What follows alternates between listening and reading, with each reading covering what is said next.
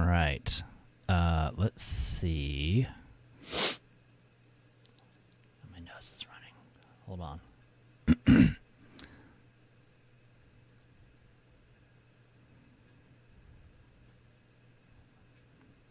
Hopefully this shit works. What's up, buddy? What's up? Can you hear me? I can hear you. Can you see me? I can see you. Perfect. Now I just have to get everything full screen. It made me curious. Yeah, you know the thing we talked about earlier. I was looking at the. I don't ever use Skype very much anymore, and it made me wonder if there was a way that it would show both of us on the same screen. It doesn't look like it does. You know what I mean? Like if it showed a split screen on Skype. Oh, on Skype itself? Yeah, that's fine. I don't. As long as it works on. Yeah, it works for what I do. That was what I was saying. Like Discord will let you do that in case that ever becomes a need for you to do. But it doesn't look like Skype does that. Like you can do a grid view and both of you get like a split screen thing. Okay, Skype. Where is it? There it is. Oh, there you are. And bam. Dude, we've done it. Got it? Look at that. Nice. It's beautiful. Except screen sizes are different because my camera is stupid. Oh, yeah, you're like, well, hopefully one of my many girlfriends doesn't message me on Skype because it'll probably pop up on the screen there because you're just screen sharing it. Oh, shit. I'm kidding. Don't tell Vanessa. There's a way. The only people I talk to on Skype are like people from China. Yeah. And casaa, because I'm in the casaa group, all chats on Skype. Yeah, I was going to say, like, I figured that's probably about all you do is with Skype is the dealing with overseas people and such. Yeah, well, when I stream on YouTube, my software, I use, I have a Mac, so it makes it a little more difficult with some of the streaming software. Yeah. But I use the same one Nick uses. What's it called? Ecamm. Yeah, he got that new thing. He was talking about that the other day. And that one you will use Skype to patch you through, but you can also use like Zoom or something as well. Yeah. Well, your quality looks great. Mine looks like shit. Are you using 4K? What are you doing? I'm just in 1080. I'm not using a web camera though. I have like a Sony A6500 right there. Oh, okay. Yours looks kind of cool though. I mean, got like some, is that a purposeful effect or it's just well, there? I have a red light behind me that I'm trying out. Tonight was the first night to try it out, and it's shining on the wall, but I feel like it's kind of fucking with my clarity a little bit. I can't tell. Your face looks clear. Then the background just has like kind of a pixely sort of like. Yeah, it has like a thing weird. going on. It does have like a weird retro-y like 70s glow to it. Pixel said I look like a cunt. Do you know Rick Riyadh over in the UK? Do you know that I name? don't. You might have interacted with him at some point. That's Hostile Pixel, and Funk Shop is Bish. If you remember Bish from the vaping stuff. I'm sure, like, I'm better with faces than freaking names. Yeah. I'm horrible with names. I'm kind of the same way. I think he came out once to one of the VaporCons, but I think it might have been before, not really before your time, but I don't think you really ever came out to the stuff over in Virginia, though, did you? At the conventions and stuff? Like VaporCon? No, but I went to, like, what was the other one? That was in, like, North Carolina. Oh, yeah. We went to that thing in, what was that called? Vape Jam? No, that wasn't Vape Jam. What the hell was that? I don't remember now. It was in, like,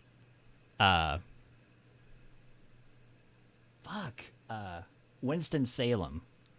Yes. Winston-Salem, North Carolina. Yep. I remember that. But I don't remember what that was called. That was a good time. The very first show I ever went to was VaporCon West in Reno.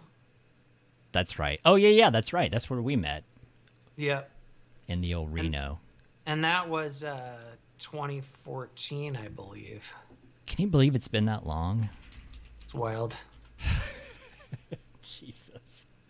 So we'll briefly touch on the vaping thing. I'm just, I know you talk about that stuff all the time, and then we'll talk about other stuff and talk about booze. What's your current go-to right now as far as vaping? What are you into? I do mostly mouth-to-lung stuff, but it really I swap around a lot because it depends on what I'm reviewing. Yeah. I still like doing some big clouds sometimes as well when I'm at home, but like when I go out and about, it's more like something like this. I can't Pod really. system. I've tried to get back into the mouth to lung stuff, but I can't. I don't. My body. I don't know. It's weird. Like I crave that inhale.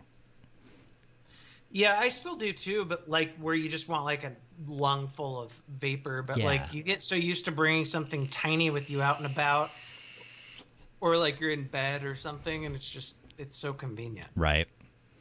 I did. Grim turned me on to get the Drag X, and it's.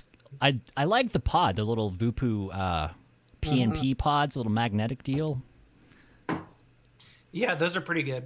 It's been working really well, and it's not leaking, which is good. Like it doesn't seem to leak at all. Yeah, I found with those the only time they leak is just like if you let it sit for like 3 or 4 days without using it. Yeah. You know what I'm saying? Like that's just like a lot of tanks and stuff are like that where they kind of have that seal, but then like over time, if it's just sitting there, it'll start splooging out. Right.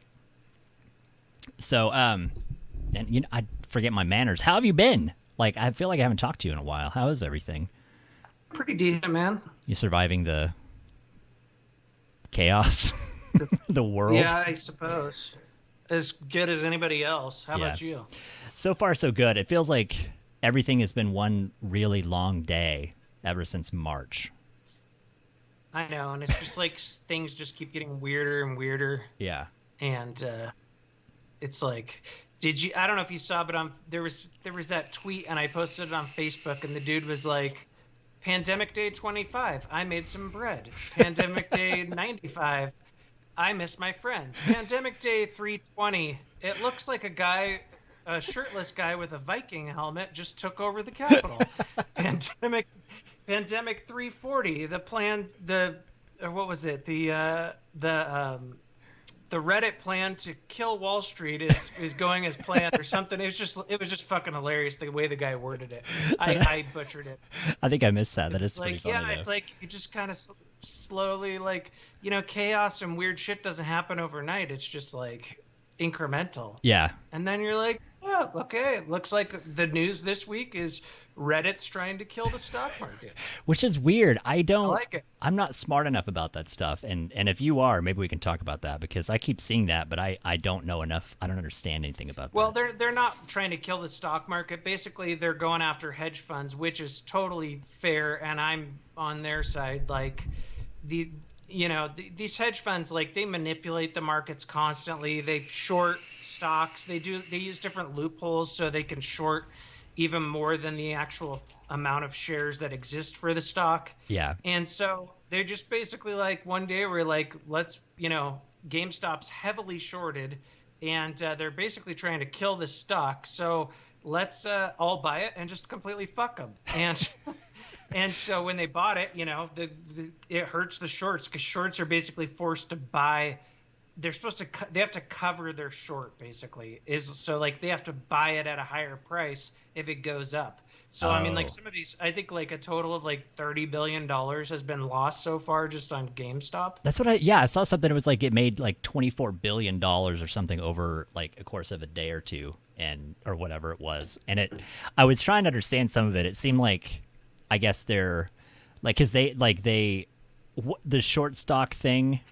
Do you understand that? Can you explain that part? Yeah. I mean, basically I don't want to get too, because there's like multiple ways to short and stuff as well, but like basically with stock markets, I mean, you can just buy the actual stock and Yeah. hope that it goes up, right? Or you have what's called options, where you're basically making a bet that you think it's going to go up, depending on, in a certain amount of time. And then you also have in options you can also short. So you're betting that the price is going to go down. Now, if it goes opposite, you have to what's called cover your short. So you're basically then forced to buy the stock at its current price to cover your short. And it's there's a bunch of math here. I don't Yeah. want to get into, but it's just you lose loads of money. Right. Right. and That's so uh, I mean, some of these hedge funds are losing billions of dollars. it's yeah. It seems insane. I didn't see where it really came from. It just seemed like one day they decided. I guess there's a Reddit forum about destroying Wall Street or something, and everybody had the idea about going after GameStop, and then they just kind of did it. I get like it wasn't. I guess Yeah, there and then wasn't they're also really a going up. plan. They're also like buying up. They're buying. No, I mean it was kind of a plan, but like they're also. It's called Wall Street Bets. It's a Reddit forum, and they're also like doing it with other stocks now that are heavily shorted. And it's basically like it's kind of like activist investing in some ways. Yeah. Like they're just trying to fuck these guys that have been fucking everybody else for decades, Right. And so I eventually the price is going to go back down, but these hedge funds that were shorting it will have already had to cover and have lost billions. I see. It makes me wish that I understood that stuff well enough to do that, because I saw people making dozens of thousands of dollars from all this. Yeah, you can also lose your ass too. So I mean, there's some people that are probably like actual believers in this that think like GameStop's just going to keep going to $1,000 or something, and I don't think that that's going to happen in my opinion, but you never know. And eventually it's going to go back down. But so there's always people that are left carrying the bag, but the people that are going to be losing the most money and have already lost are the hedge funds. Yeah. It's an interesting world. I saw the other weird thing I saw. I forgot who posted it. I would tell them. It was somebody that we know. I would give them credit for posting it, but it was apparently Target is now getting attacked because of they have animal labor. Did you see this post? That it's something to do. I didn't even read it because I just stopped at the headline because it was enough. But it was like Target was under attack because I think it's something to do with coconut milk, and apparently they use monkeys to somehow harvest it or something. Huh. And so they're under. That's a real thing. Yeah. It wasn't like that's crazy. Yeah, that they're under attack because of animal labor. That it's unfair treatment of animals and animal labor in poor practice or something, and blah blah blah. And that was so far. I think that's been my favorite thing in 2021 is seeing that there's now a group against animal labor. But which apparently they're still selling cows, so it's fine. I know. It's fine for cows to be You're used not for paying labor. the monkeys a proper wage, but Right. I'm gonna go eat a cheeseburger right now. Yeah. It's that's what you made me think about that when you're talking about the diary for every day. Like, yeah, today Target gets attacked because of monkey labor. I never thought that I would see that as a headline. It's it's a really weird world. Are you two staying safe? I know your lady is kind of in a bit more of a dangerous job. Is everything been good with all that? Yeah, she got the vaccine already, and so she was a little sick after the second dose. Like it only lasted for like 24 hours, like chills and stuff like that. But for the most part, yeah. I mean, I know, like her dad had got COVID, and he had it really bad. He lost like 30 pounds, and like was like freaking writing his will shit. Like, oh wow, he had it really bad. But besides that, I mean, yeah, it's been pretty like just boring right. times, man. Yeah, it's What's it like? And are you still in Oklahoma? yeah. Everybody here is ridiculous. I think like half the population has it or something. We're like number 4, and I don't know. The stats always seem to be very skewed. Like every day, I hear the news for about 15 minutes whenever I wake up, and they always tell the stats, and it's like 1,000 more people got COVID today, and 300 people are in ICU, and there's 30 beds left across the state, and this and that, and every group I go into, like there's some local community groups and stuff that I keep track of, and it's everybody arguing about I can't go to Walmart without wearing a mask. I'm like, well, you wear pants, so just wear a mask. It definitely seems to go in waves, like around the country. Like you have different hotspots in different regions. I know it's so funny because like the Montana legislature just convened again. You know, they all met again, and like all the Republicans are like, we're not wearing masks at the legislature, and they like pass some resolution and whatever. So none of them are wearing masks unless they want to. Yeah. And but it was funny because it was like one of the most diehard guys against wearing masks in the legislature. He's a congressman. He freaked out because one of the new Democrats that just won office went to a hearing not wearing a tie. And it was like, dude, do you not realize? Like, he was like, I'm not even going to be. He walked out of the fucking hearing. He said, you're not even respecting your constituents enough because you're not wearing a tie. And it's like, man, you were just freaking out 2 weeks ago about being forced to wear a mask. Yeah. And passed a resolution saying you didn't have to. But you're going to go and bust this guy's balls because he's wearing a collared shirt but not a tie. Yeah. That's kind of where I kind of fall. Like, I know everybody, I always tell people, you know, like I respect their opinions. I have my opinion on, you know, like I personally will wear a mask when I go into public. I have my opinions about it, but you know, like it's a free country and I will respect anybody else's opinion. But it seems like people that protest are like, it's my God-given right not to wear a mask. I'm like, well, it's your God-given right not to wear pants or a shirt, but you still do that. Like, yeah, you have to do those things, but you can't be bothered to put something over your face. But yeah, and a lot of those same people were like the types that like wanted to ban rap music that had cussing in it, and like there's just always hypocrisy, you know. Like I get it, you know, like it sucks, and I'm not necessarily for like a mask mandate. Like I think if you make it a law, like you have to wear a mask, then it's like, what are you gonna? Then you're gonna have cops like busy going around writing tickets to people, and it's gonna be disproportionately poor people probably, and like it just. I'm not for, you know, I'm too libertarian to like make it a law like where you have to force them, right? Because then there's repercussions to that. But like, just out of like the you know, just the kindness and respect thing, like it's not that big of a deal. In fact, when I go to a store, I kind of like it because you can fucking hide behind that. Right. Yeah. It's nice because like you don't have to. I find that it I think sometimes when I talk when I'm talking to people in a business setting, like if I'm not a business setting, but like if I'm making a purchase, if I'm at Walmart buying my bread and milk and toilet paper or something, like my tone of voice will often just come off as being shitty and sarcastic, and you can't see my face, and I think everybody thinks I'm just an asshole with the way that like my cadence and the way that I talk to people. And so I'm like, you can't see me smiling underneath this, but it's also nice because, like you said, you get to hide behind it. And it's like I'm not a hat person. I don't have the head for a hat, you know, like you guys. And I was wearing a stocking cap because I'm like, I can't be bothered. I need to run to the store. So like I'm stocking cap and a mask. I'm like, you can't see my face. This is amazing. Like I can hide and no one knows anything about me.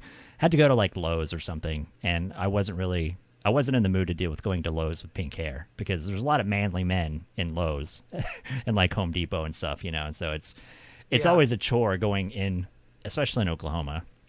So I'm like, I'm just gonna wear this hat, and yeah, it was really nice. Like nobody fucking looks at you.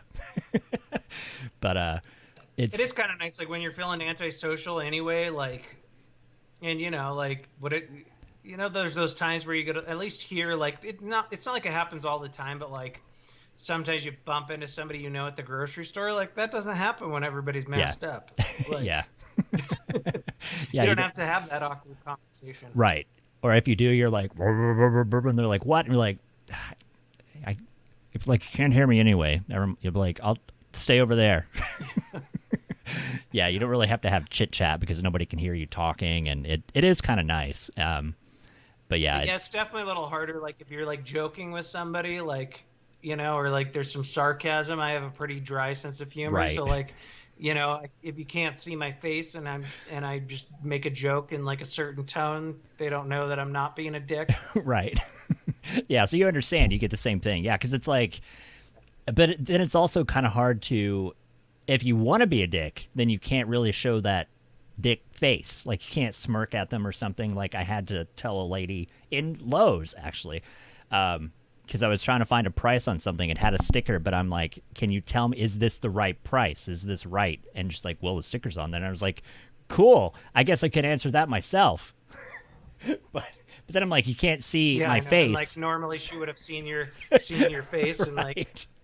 Because she was like, yeah. And I'm like, fuck you. Yeah, it's I mean, and I feel like, I don't know what your opinion on this is. It feels like this is going to be going on for a while. I mean, I think the mask thing is going to be happening for a long time. Do you have any predictions? Like, I still think like 2025. That's mine. I don't know. I mean, it's tough to say because obviously like you're going to get to a point where like people are either vaccinated or they've had it, but like then we don't know exactly how long the antibodies last, Right. or like will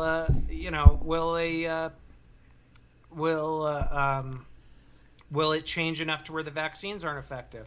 Although I'd like to think that like even if that's the case, like there's going to be enough like coronavirus, immunity kind of built up, like to where it's like people are still going to get it, but it's just not going to be as bad, Right. Like not immunity, but just like, it's going to be going through the populace enough to where, maybe there's different strains of it and maybe it eventually mutates or something, but like we're going to have built up like, immunity over time to where people are going to get it, but it's just not going to kill them. Right. Like a cold or a flu or some other virus. Not that people don't die from the flu, but you know what I'm saying. Right. So, I don't know. I mean, it's tough to say. I can't. I would like to think that by the end of this year, the mask stuff will start going away, but there's just no knowing. Yeah, I know. My buddy Ty Ward, that's in chat, is in New Zealand, and he's from South Africa. And there's apparently, I don't know that they really talk about this. Because I only heard about it from him, but I also don't really track the news. But he said the South African virus, there's a new strain in South Africa that is fucking horrendous. That it's apparently non-discriminatory, that it's killing everybody. Like it doesn't care about age or health or anything, that it's just vicious. What I read was that it's like they think it could be 30% deadlier. Jesus. But it also could be that like it's just more contagious, more people are getting it.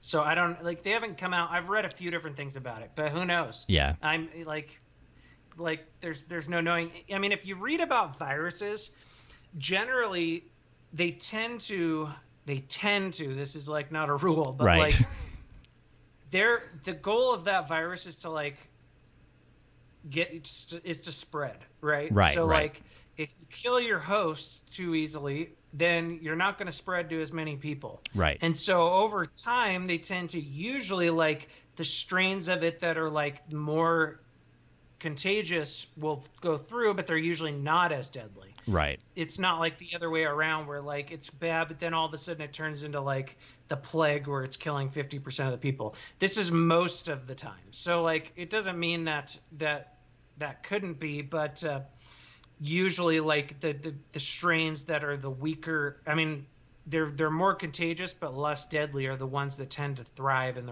the rest die off. Right.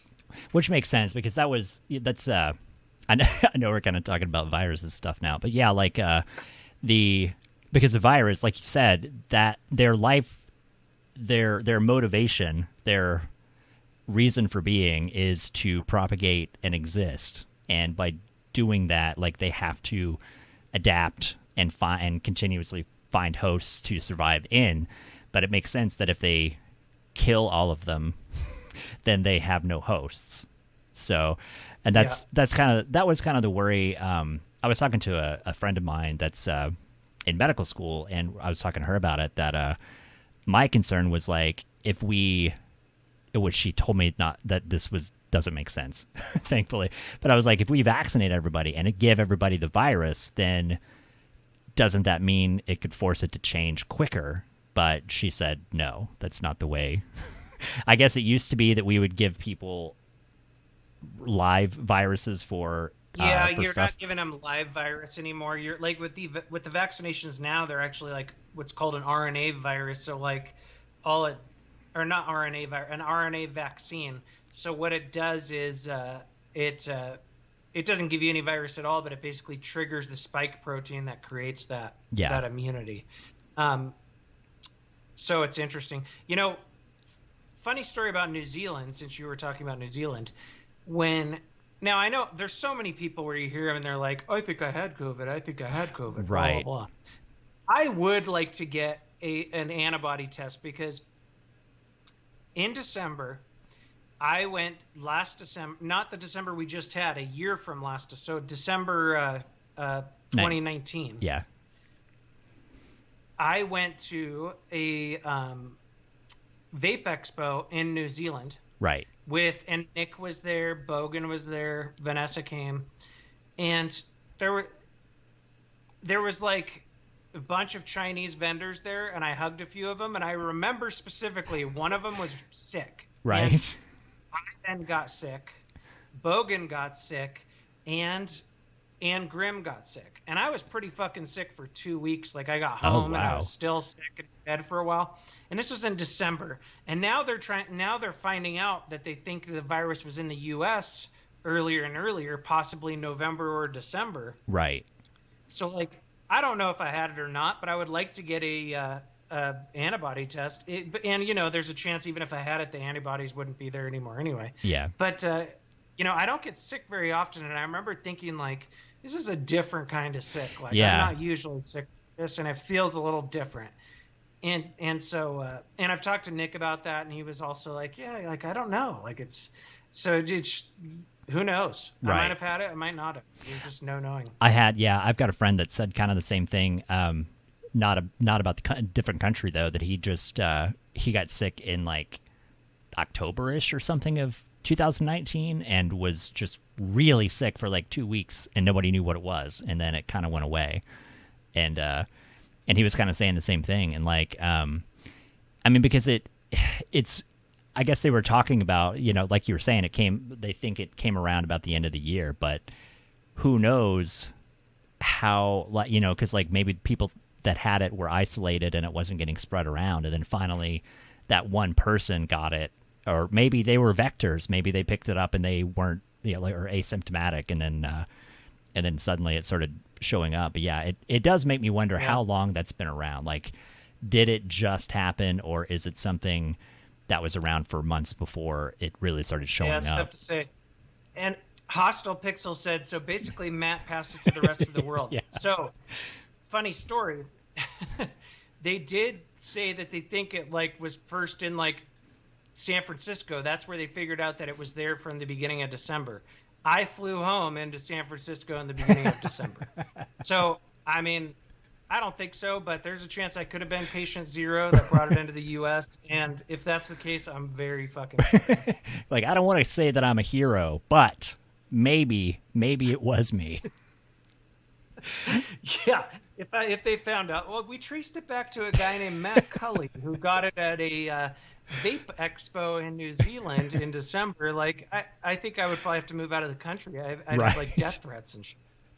I've got, one of my friends always says that I was patient zero because we went to Amsterdam in February, right when we got back was kind of when it started hitting. And And it was like, oh, you just left the country and came back, and suddenly everybody's sick. I'm like, fuck, we were fine. We were fine. We didn't do anything.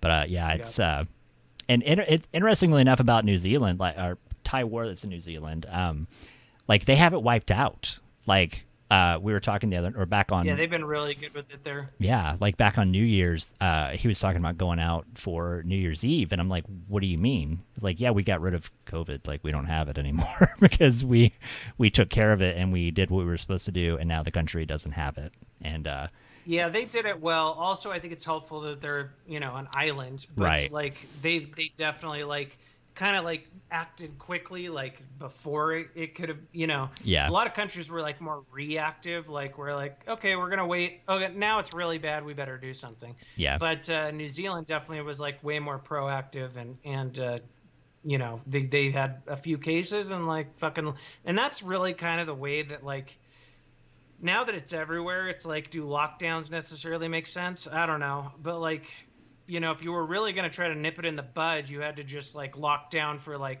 6 weeks right after the first case, find all of the cases, do all your contact tracing, and like hope that you've contained it. But yeah, it's like at this point, I think it's just there's no real reason. I mean, there's no, and it seems like also we've proven that if we try to shut everybody down and make them stay home, nobody's going to do it anyway. That nobody, I've kind of felt like the only reason to do it now really is just like if you're in a region where like your hospital is basically, overflowed and stuff.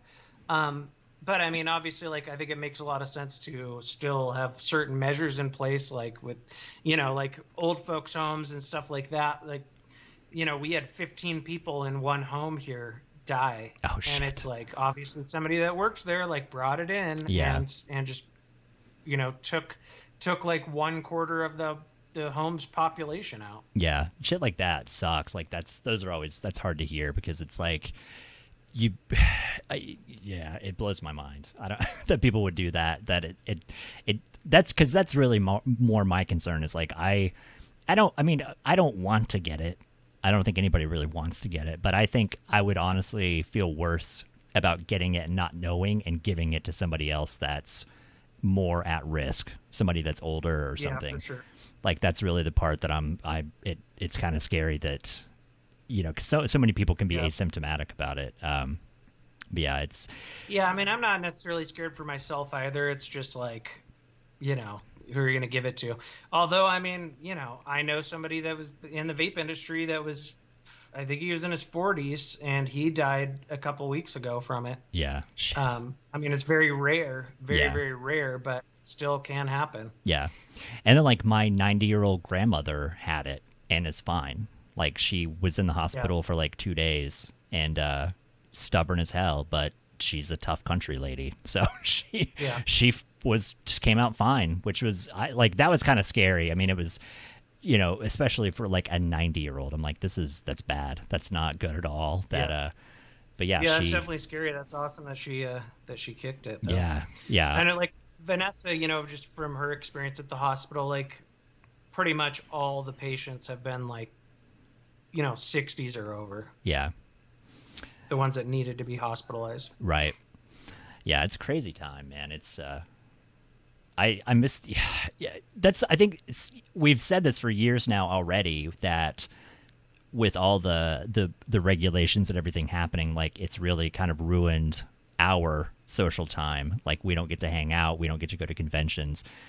And now even more so, like we can't travel, we can't go anywhere, we can't do anything. Like I'm bothered. Like I feel like no other country is ever going to let us in again.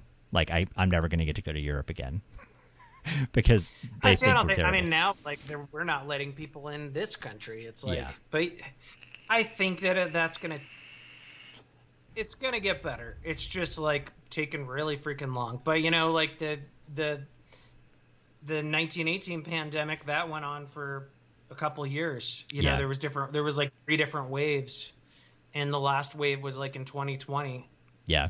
So, I mean, I have hope that it's going to get better, but it's obviously taking forever. Right. has it and we'll talk about something more pleasant and fun. I figure we'll get the bad stuff out of the way. Has it affected your work in any way? Like, I know most of your stuff is usually pretty telecommunication related, but like, has it bothered anything with having to or not being able to travel or go to anything, or has everything been good with that?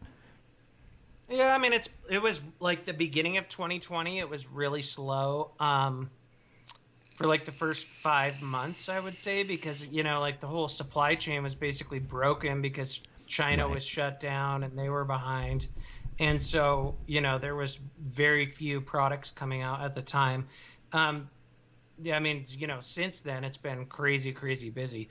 But I mean, like last year it was fine for me. I traded stocks a lot more than I have in the past. Like I've always traded, not always, but I've traded for a while, like crypto and stocks. But I traded a lot more last year, and there was, I did fine. But like I know, it's the sad part is like I know quite a few people that like got screwed, and I kind of Right. feel guilty, Right. like Right.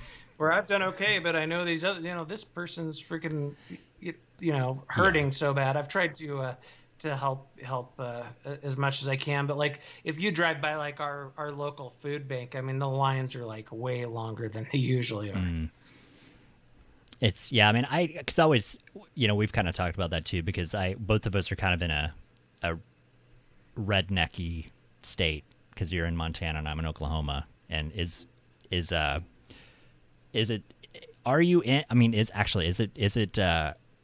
everybody kind of against like thinking everything is a conspiracy and everything is fine? And, like, is that kind of the general mindset of where you're at, or is everybody kind of on board with like this is Yeah, I terrible? mean, Or it depends. We had quite a few people getting it here like a few months ago, and I think like a lot of people like did get somewhat humbled because of that. yeah, Um, where we're getting to the point now where like a lot of people know someone that's died from it. right, Like not everyone, but I mean, there's a good possibility that someone, or of some, a friend of a friend right, died from it, or a friend's, grandma or whatever died from it. And so I think like people understand that, but like there's still some that like, I know it's serious, but like we can't, just stop our lives because right. of it type of thing, that whole outlook. Which I mean, I guess I kind of understand, but it's a tough one. There's still definitely some conspiracy theorists and Right. people that think it's overblown and stuff like that too. Yeah, that's a lot of Oklahoma. That it's. I mean, it's interesting though. Like, I mean, it seems I wouldn't really know a percentage, but there's a lot of people. Like I said, I think that's kind of the internet in general, though, that you've got anytime you try to get an opinion, it's always going to be like 50-50, that you're going to half the people are going to think one way and the other half will be the other. And but yeah, like I was saying with local stuff, like it's always back and forth. It's always one person says, this is fucking terrible, and like put on your masks, and the other person's like, it's fine, I can't breathe with it. And then like keep seeing, my favorite is I keep seeing people.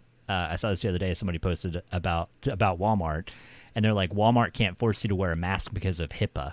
And I was like, HIPAA has nothing to do with Yeah. any of this. HIPAA has to do with you and your doctor, not you in public and Walmart telling you to wear a mask. I'm like, why is everybody dumb? Well, and then they say dumb shit like, "Oh, it's not safe to wear a mask." And, well, Right. like, come on, like doctors and healthcare workers have been wearing masks for freaking Yeah. Yeah. decades and decades. Like, give me a break. Yeah. It's anyway, we can talk about something fun now. We got bad shit out of the way. We got life shit out of the way.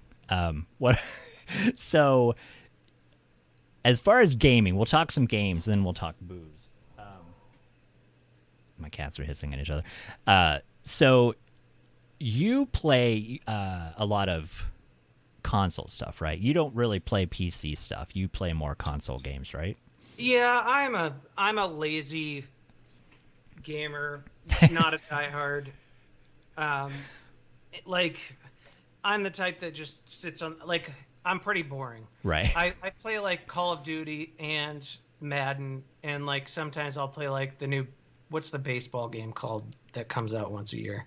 The Show, I think it's called. And like I play live or play online and play other people and stuff, but I'm kind of boring when it comes to that stuff. Now, do you have? I always ask everybody, do you have like a childhood memory, like your first memory of playing a game, like playing, like be it Nintendo or Atari or something? Like, do you have a vivid memory of like your first experience playing video games and like feeling how magical that was, where you're just like do you have that moment? Do you have a memory of that moment? I have a few. My family was pretty strict growing up. You know, they're Jehovah's Witnesses. Oh, that's right. Yeah, That's right. and so not that like video games were against Jehovah's Witness religion, but they were just very strict. They thought video games were bad for you, and they also didn't have a lot of money. Right. Up until I was like a teen, and they started doing better. So my first memories are like at other people's houses. So like one I really remember is playing Mike Tyson's Punch-Out! Right. On original Nintendo. And that was probably like, I don't know. When did that come out? 85? 80. See, was it? Yeah, I think it hit. I think it came out. This is what I'm trying to remember, because I feel like I got mine the year before it blew up. Like, I think I got mine in 85, and then I think 86 was when it was insane. And then I think Tyson came out probably like 87 or so. I'd have to check, but because Tyson, I think, came out a couple of years after it had already been out for a while. So I remember playing Mike Tyson's Punch-Out! Obviously, the first Mario Brothers. And then, like, I also remember, like, vividly, like, borrowing my friend's Uh-oh.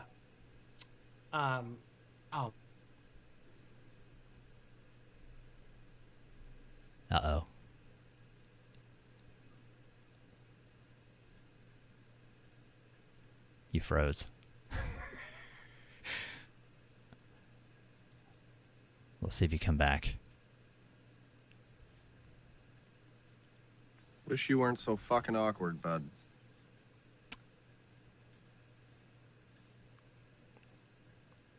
I don't know what happened. Oh, it's totally frozen on.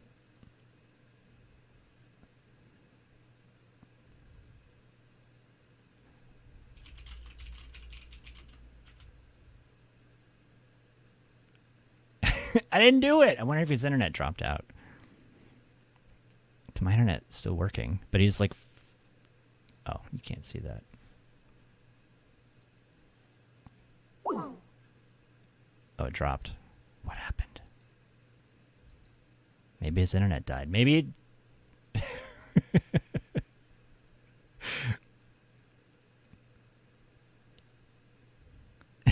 Yeah, it leaked.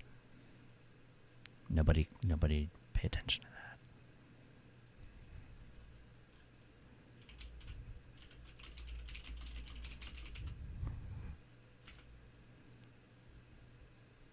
That was weird. Hi. Hey.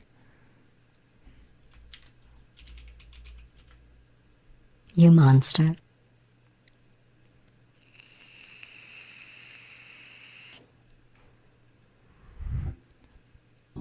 Let's say hello. It's McGlashan. What's up, dude?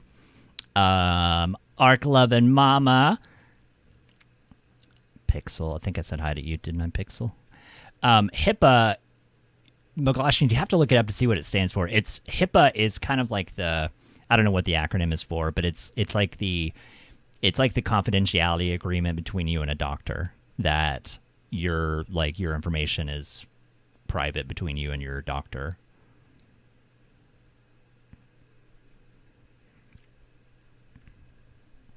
So how's everybody doing on this lovely Friday night?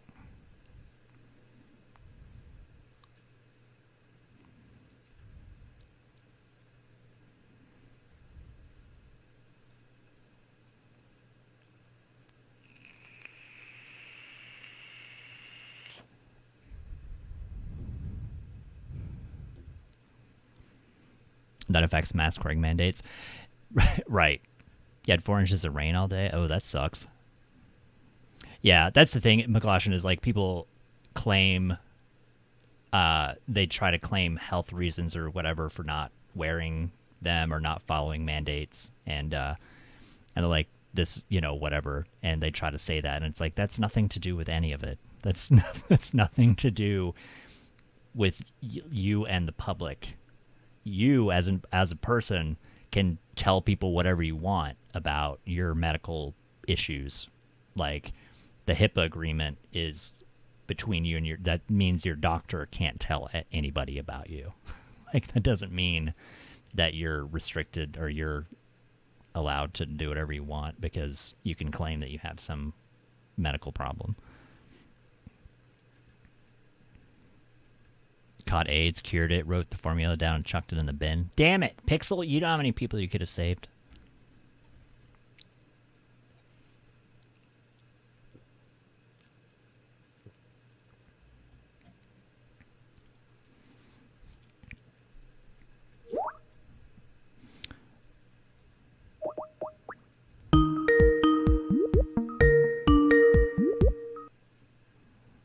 You're back. I'm back. That was weird. Oh, I know what happened. So, our house is wired in a stupid way. Right. And like one of the switches that I have, like it's like the only outlet I could use for our router because of where our internet comes in. It's plugged. There's like a switch that turns that plug on and off. Oh, yeah. And my stepdaughter and her friend were just doing TikToks and turned on some lights and then turned off some other switches and just turned our internet off. Oh. So somebody just got yelled at. Yeah, just like in the middle of it, you were just like... Yeah, it just cut the internet off. So you were saying you had a memory you borrowed something from one of your friends. Oh, borrowed a Game Boy from one of my friends. Okay. And so I like loved the baseball game on Game Boy, and I liked, there was Mario on Game Boy as well. I think I played that as well. But those are my memories. But like the oldest one's probably that Punch Out memory. Yeah. So did you never played the original, the like Atari 2600? You never played anything before Nintendo that you remember, at least? I think I did, but I don't really remember it. I was born in 81. And I vaguely remember it. I've played it since then because like there's a cool like in Seattle there's like a computer museum and like have like old video game consoles and stuff, and you can play like the Atari and stuff on that as well. Yeah, I think I've read about that. I want to visit that place. It's really cool. Like whenever I go over there, I take my son to it. He loves it. Yeah. So have you only played console games? Like have you ever played like a beefed up PC game, or have you only experienced console stuff? I don't think I've ever played like a serious game on a PC. My son does. He's a diehard, Fortnite fanatic. Yeah. And he plays on PC. So like he has like a gaming setup and all that, but I've always been more console. I'm more of just like a like lazy gamer basically. Right. You enjoy I have no sense of imagination, and like so like my favorite games have always been like the ones that are like the most realistic. So like, oh, this is a game about World War II. I'm in. That definitely happened. And or oh, this is a football game. I'm in. And I'm that same way with like movies and TV shows too. Like I like history and stuff like that, but like never really been into like sci-fi stuff as much. Although I love Star Wars, but like most other sci-fi things I've never really been into them. Like any kind of fantasy or futuristic type of stuff like is hit and miss for me. Yeah. So I think I'm just pretty boring that way. I mean that like there is a place like that. I know I gave you shit earlier, or not, and I guess in private about not playing on PC, which I always give everybody shit about not playing on PC. But there is, there is a big difference in relaxing on a couch and playing a game versus sitting at a desk and playing a game. Yeah, I think that's part of it. I love laying on the couch, head propped up with like pillows behind me, playing, yeah. I don't ever see myself being like a PC gamer. Yeah. I see it's funny that you said Star Wars. Like that's kind of been my new attraction lately is they actually the gaming platform, the company Epic that does Fortnite. Yeah. They release a free game once a week on their store, and they just released Star Wars Battlefront 2 and for free. And it has like massive co-op, like it's got co-op mode and it has multiplayer like deathmatch mode where it's like 50 people all trying to kill each other. And so I've been playing that a lot lately. Off stream and on stream, and where you can team up with your friends and go around and shoot people in Star Wars land. So it's amazing. But they make it on console. I don't know if it's as good on console, but like my dream. I think I played that one. I think I played. Haven't there been like a couple Battlefronts? Yeah. There is one. This is like the revamp that came out a couple of years ago. But there was also a Battlefield that came out, or Battlefront that came out like 5 or 6 years ago, I think. I know I played one of them. I want to say it was a couple years ago. Yeah. I played it for a while. And it's like, you get to switch between being the rebels and being the Empire. And yeah. It's a pretty cool game. I wish they would make, and they do this on some things, not many, but if they would do cross-platform, like where console people could play with PC people, which I know they do that. Like Fortnite is one of the few games that does that, where it's like you can play on mobile, you can play on your fucking calculator, you can play on your watch, you can play like you can play Fortnite on whatever you want with everybody. And but I don't know, I think as a PC gamer I would feel but console gamers can be amazing. Like there's some Fortnite players I guess that are unreal with the controller, but I personally always feel like I do better with a mouse rather than using a controller, just because of... Yeah, my son goes back and forth on Fortnite. Like, he'll play with a mouse and keyboard, but then sometimes he'll use, like, an Xbox controller as well. Yeah. And there's definitely... There's place for using controllers. Like, I did get... they redid Tony Hawk 1 and 2 on PC, and I was using an Xbox controller for that.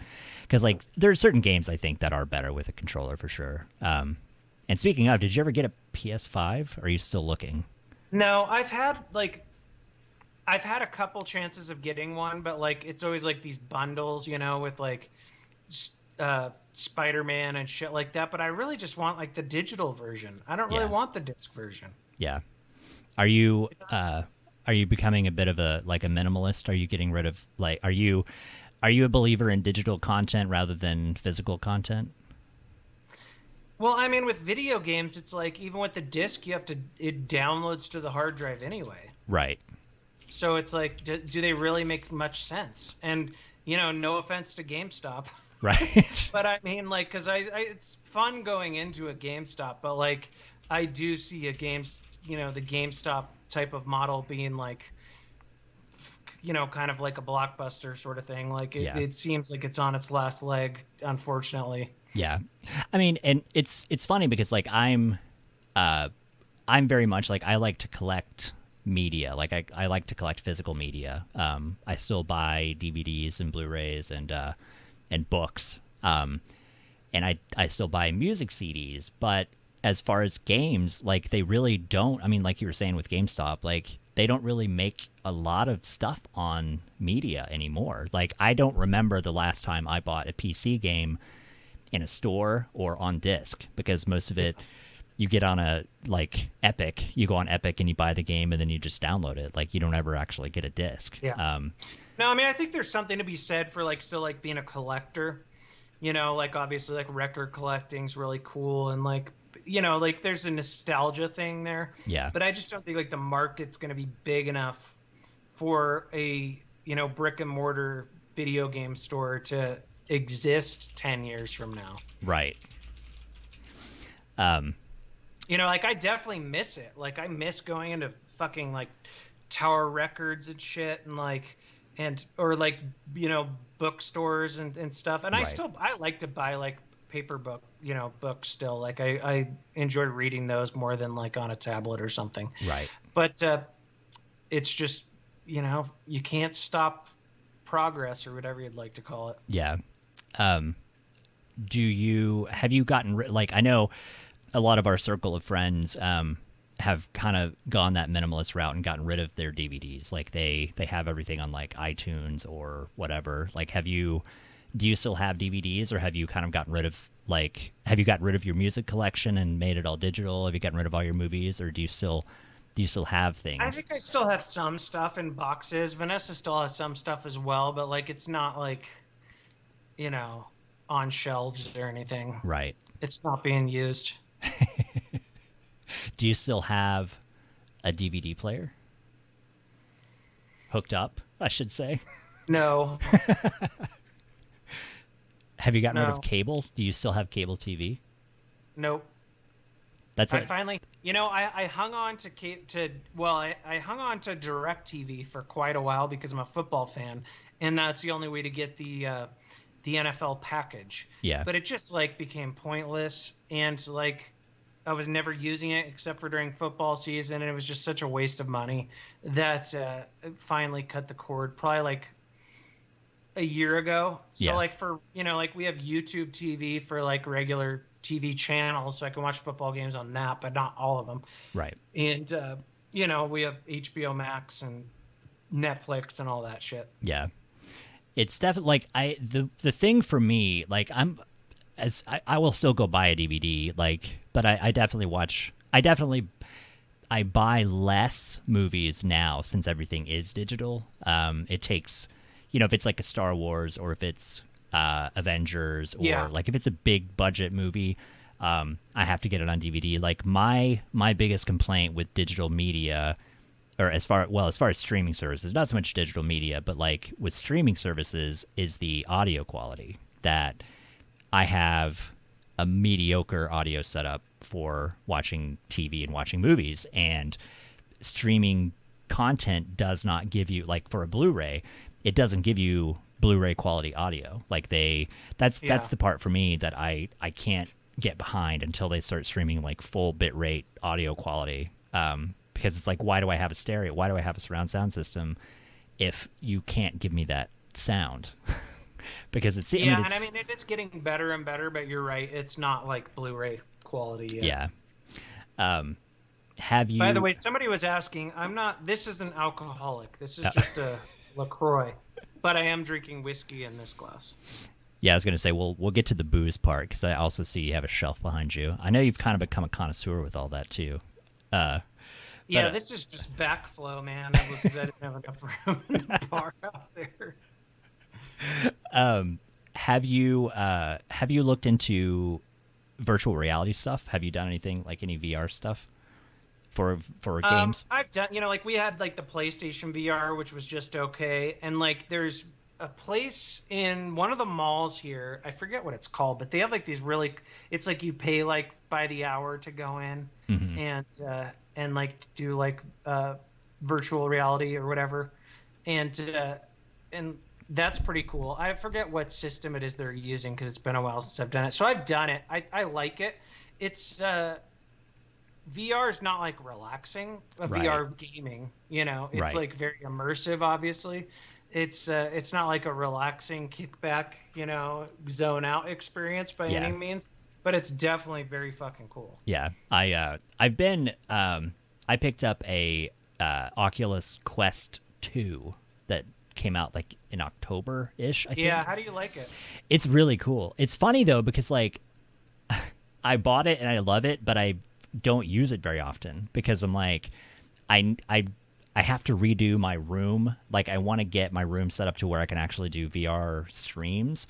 And so I have all these games that I want to play, but I don't want to play them because I want to save them to play them on stream. And so it's kind of just sitting there. But I've figured out, like, my thing that everybody makes fun of me for is that I have a 3D television, and it still works.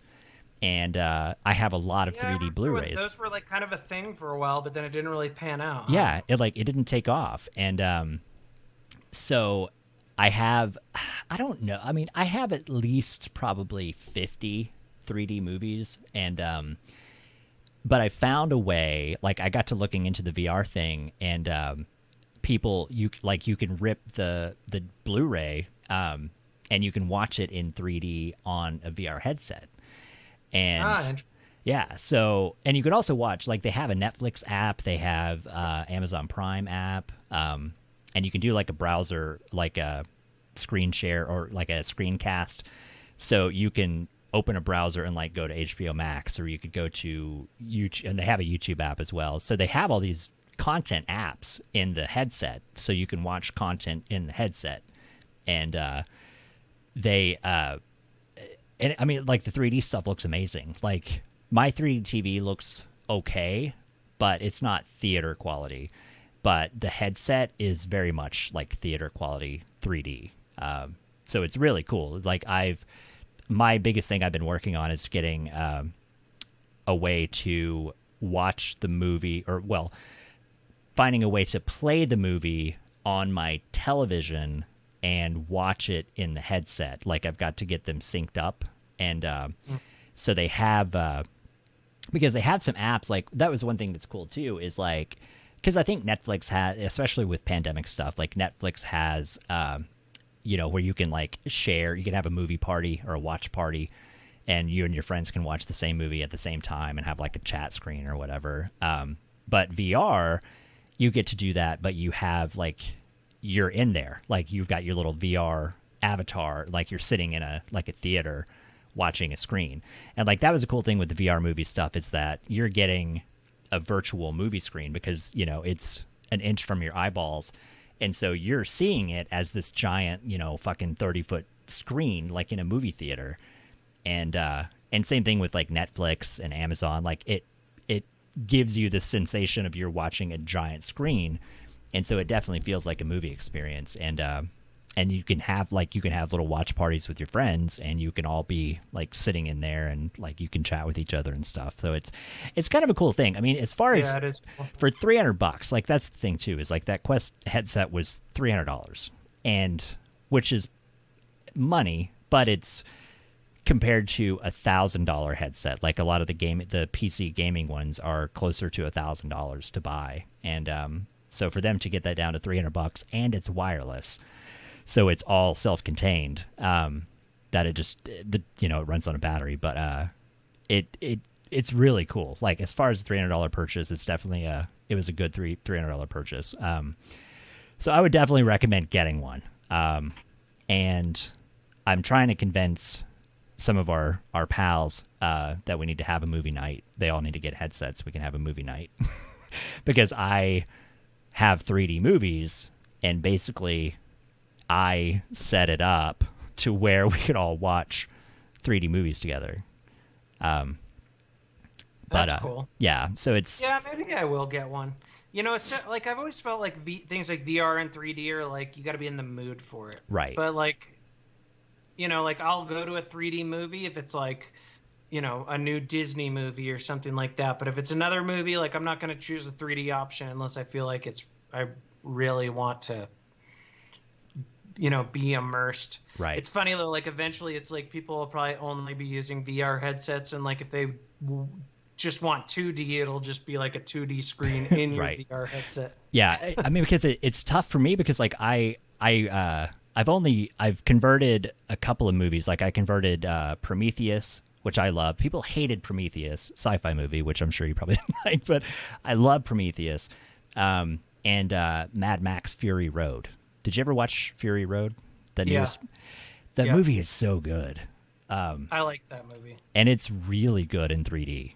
But it's one of those things, like, the headset has headphones, like, you can use headphones, which, again, a lot of people, like, that's totally fine. People will just use their headset and they're great.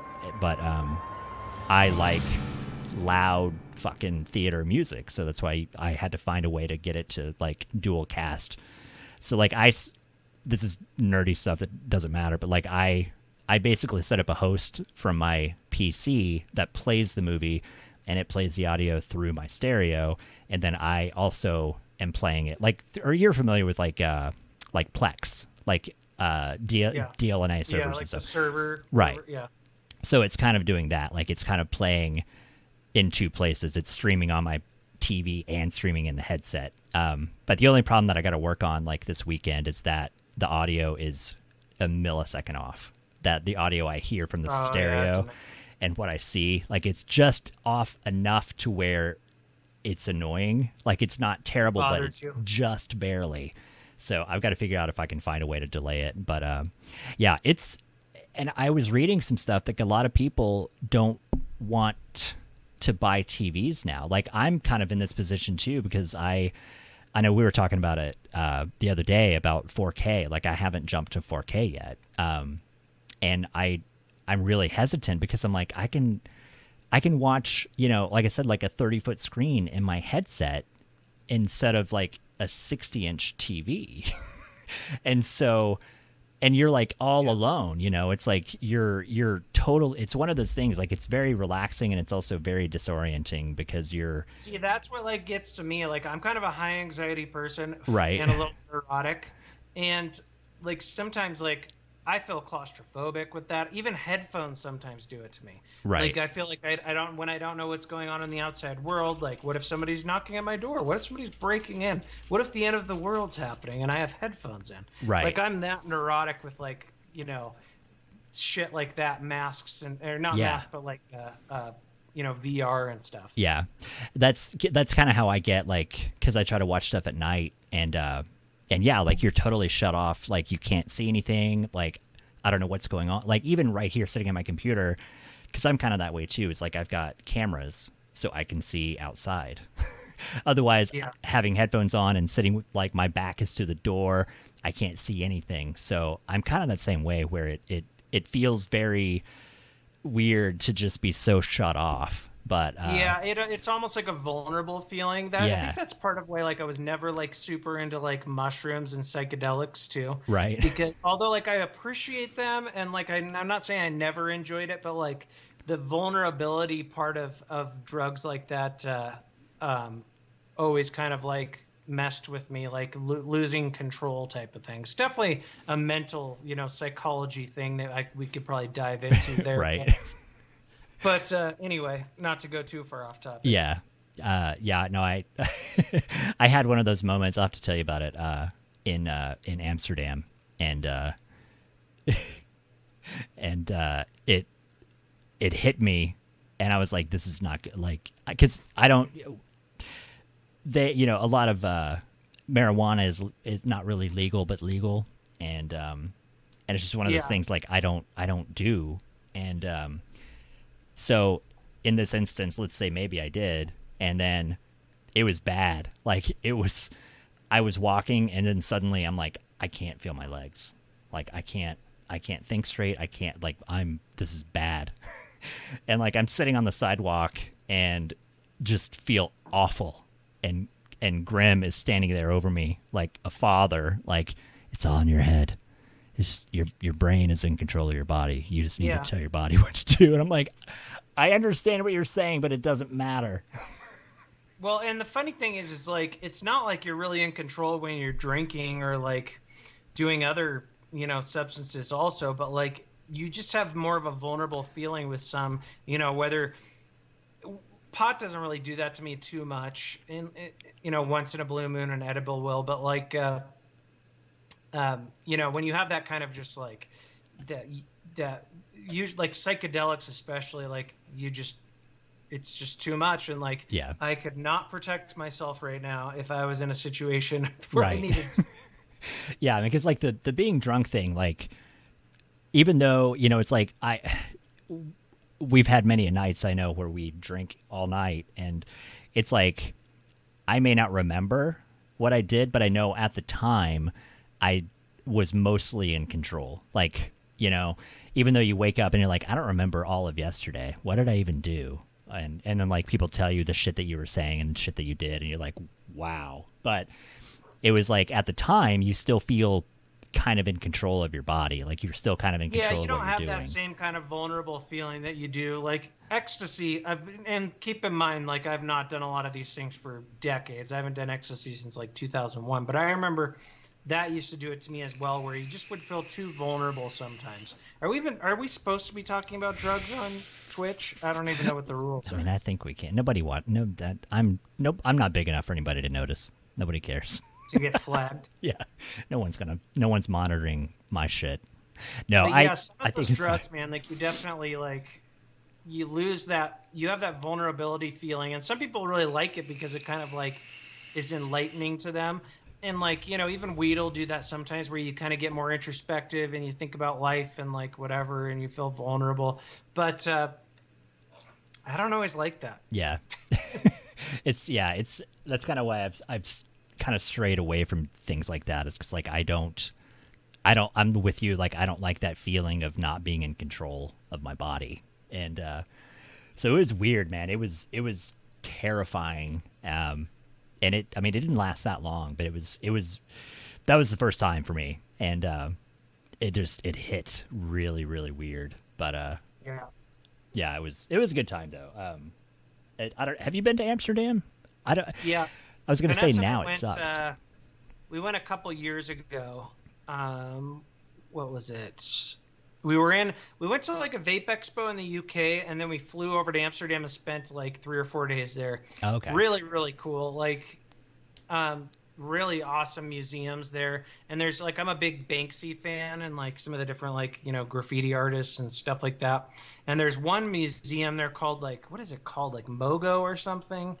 And, they had a lot of like original Banksies there and some other really cool like street artists, you know, and stuff. And it was just awesome. And also like the Anne Frank Museum was really cool, and like, you know, just is just like, you know, it's just historical. Obviously, I love history, and it's just a really cool experience for sure. You know, like we didn't like, we went and like smoked pot once in like one of the coffee shops and like walked through the red light district and stuff, but like we're getting old. Like Right. when we go like to travel now, like we'll still like, you know, have drinks and go out, but like it's all about like the food. What kind of food can we get? Yeah. And, you know, that we couldn't normally get at home, and like what kind of museums can we see, and what kind of like sightseeing can we do, and historical cool shit like that. Yeah, it's whenever I went to the UK, that was I went to the UK in 2017, and then so that was my first trip out of the country, and it makes me curious if you kind of felt this way too, like being there and looking at everything there. Like I was I don't think you ever met Gary. Gary was one of the British guys that would come to VaporCon, but I went and visited him and went to Stonehenge. He lived down by Brighton, by like Brighton Beach, and we were walking around actually over by Stonehenge, and there was like a metal plate on a building that said like 1752 or something like that. And I stopped and looked at it, and I'm like, this piece of metal is older than our country. Like, Yeah, that's the shit that got crazy. me. Yeah, like these cobblestone roads have been here longer than America has existed as a country. Yeah. Well, especially like when you've lived, you know, like I've always lived in the West, like I grew up in Washington, Seattle area, and then I live in Montana, and it's like the oldest buildings you're going to see in the West are like 100 years old. You Yeah. know? Maybe a little older now, but like tops. Like you go to the UK and you see buildings that, and you know, like where did we go? What's it called? Westminster Abbey? Is Yeah, that what it's yeah, called? yeah. Where they have like all the tombs of like kings and queens and shit. Right. And like it's just insane. Or like we went up to Scotland, and like one of the castles in Edinburgh was like built in like, you know, like 1,000 years ago, I think. Yeah. I think it was 12, maybe less than 1,000, but close, like 1200s or 1300s or something. And it's just, it's crazy. You know, even if you go to the East Coast, it's crazy. Like if you go to like Philly and Right. some of those, you know, or some of the spots in New York and some of those streets and stuff, it's just like very foreign if you've always lived in the West. Yeah. everything, because everything. I've never been. I mean, I went to Philly. I never explored Philly, but we had a.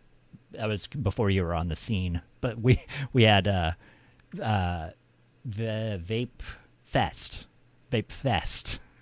in Philly, and like we had Philly subs, and like that was about it. Like we didn't explore the city, but everybody keeps going. They asked me to go to New York and stuff, and I'm like, I'm terrified. I'm like, I'm a country boy from Oklahoma. I'm terrified of going to New York or going to like big cities. Like it's scary, but you're right. Like that's where everything is really old, because like that's where everything started.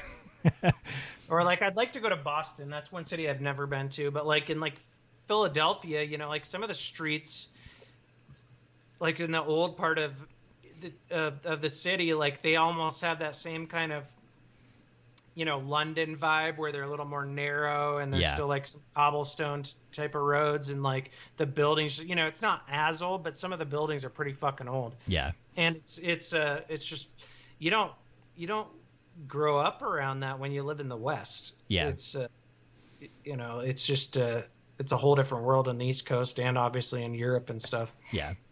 It was very eye-opening as an egocentric, egocentric, nobody else exists American, like as we are, that going to another country is very eye-opening. Like I had that moment whenever I first landed in Heathrow, that you're looking around and it's like everybody's speaking like 7 different languages, and everybody is just different, and like standing there and hearing like French and hearing Spanish and hearing who knows and hearing what is this, and you're just like, fuck. Like you kind of realize how much you don't matter in the grand scheme of things, that it's like, it's definitely easy to get sheltered. Even if you go up to like some of like the Canadian cities are more like that, where it's just more diverse and you have so many different like communities and like different languages spoken and stuff. But yeah, you really notice that in like the UK and some of the other European countries. God, I still like, I don't know if you had it, but like the best Indian food I've ever had was in the UK. And I don't really do a lot of spicy stuff. Oh man, it's just like next level. Yeah. Like so good. There's like in like Birmingham, there's like Indian Pakistani type of places. Mm-hmm. It's like both. Like it's just so fucking good. I did have constantly. I had the one thing I missed the most was the now I just totally blanked.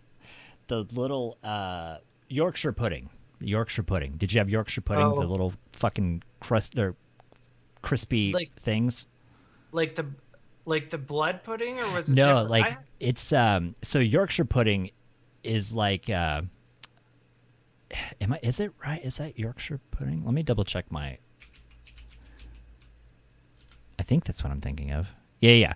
So it's like a pastry, and it's almost like it's like a little flaky thing that they serve it with meat. Like we had Sunday roast, and so they, instead of making, like, we have creamy white, and you maybe remember this too, but like we have like creamy white gravy and like cornstarch gravy and like flour and whatever. Like their gravy is like stock, like it's beef stock, or like it's more liquid stuff. And so but they, like, when I had it, it was with a roast beef dinner, and so it's like this weird flaky pastry, but you pour beef gravy on it to eat it.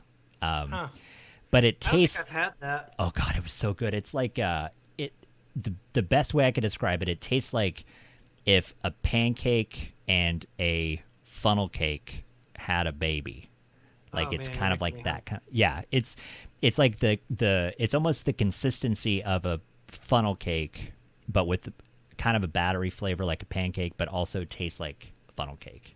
I have had like I think it was in the UK, and when I was in New Zealand, they were really good too. Where like you go into like these little stores, and they're just like there's pastries with like just about anything in them. They have sweet ones, they have breakfast ones with like eggs and shit in them. They have like some that are just like the gravy and beef inside, and like all kinds of different ones. And it's, I forget what they call them.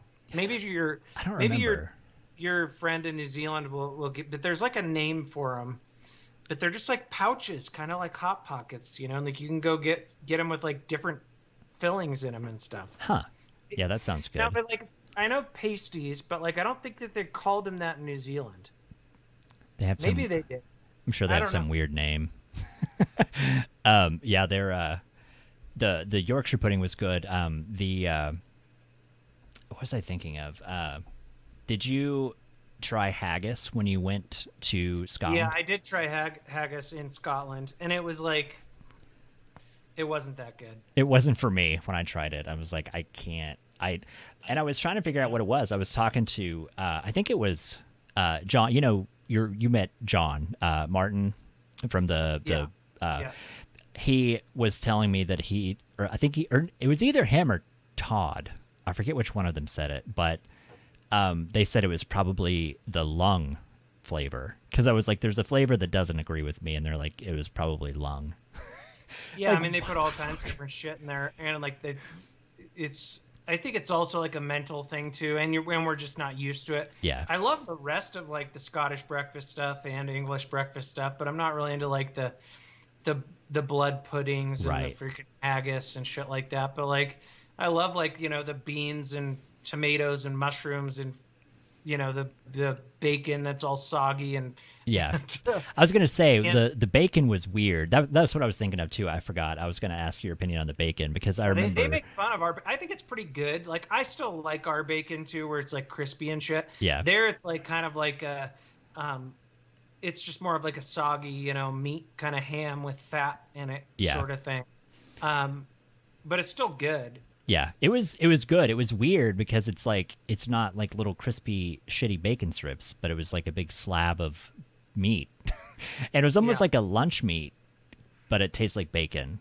It was really. Kinda. I mean, it's just you could tell it's pork and it's like it's like a ham like with the fat like intertwined into it, and I don't know. I've noticed like with like the English breakfast and Scottish breakfast, like they like their stuff a little bit wetter than us. So like they Yeah. like their bacon kind of wet and their eggs are a little wetter than ours. Like it's just what they dig. Yeah. Now like most like it's not to say that like English food is bad, you know, like some of the roasts and stuff are pretty good, but they're also like kind of bland. But Right. if I go to the UK, I would still always get like the ethnic food in the UK is better than any of the traditional UK food. No offense to my UK friends, but like, you know, the dim sum and the Indian and like and all the different stuff is just amazing there. Yeah. Did you happen to try McDonald's whenever you were in Europe? I don't think so.